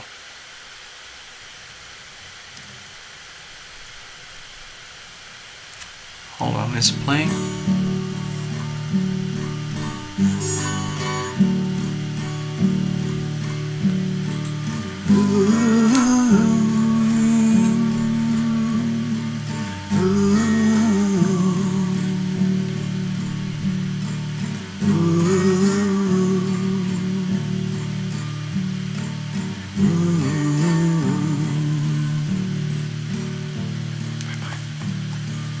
Witness the blue lights around you, mixed with gold and turquoise surrounding you, pouring down on you like a shower that you shared with us for an hour. And though sometimes it feels like it's fading, I know you won't let it all disappear. Your love is the essence, it burns incandescent. Your love is a lighthouse, my dear. Your love is the essence, it burns incandescent. Your love is a lighthouse, my dear.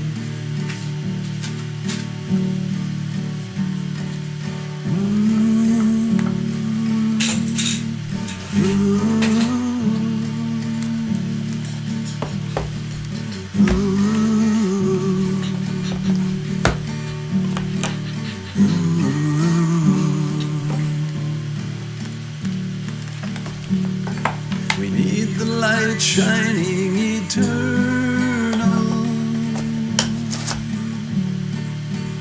most especially when things get infernal.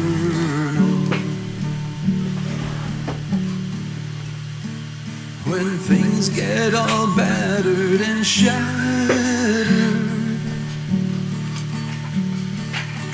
lost in darkness, that's when it matters.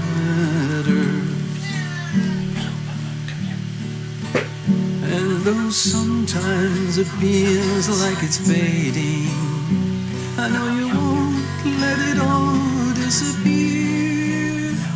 Your love is the essence, it burns incandescent. Your love is a lighthouse, my dear.